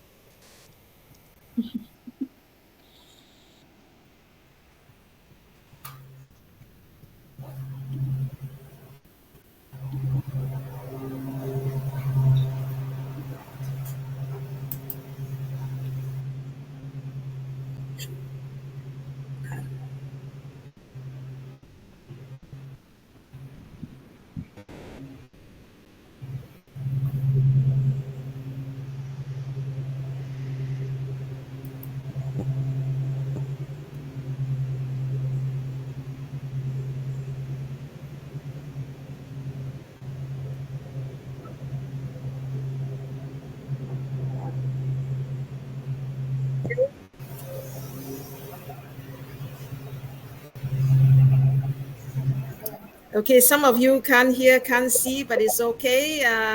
Thank you, Kumaran, for making this nice little video for Faith. And everyone, if you can hear me, tomorrow she will be 71 years old. Well done, Faith.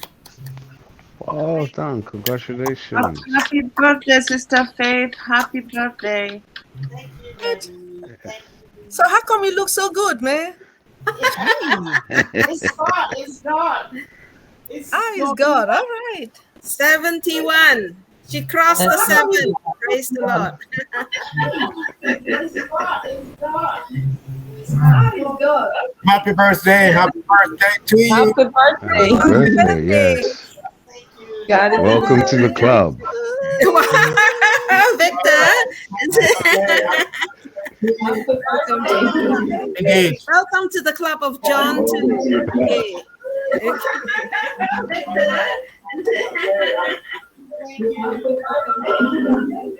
Born on the 1st of December. Good night, everyone. Good night. Thank you.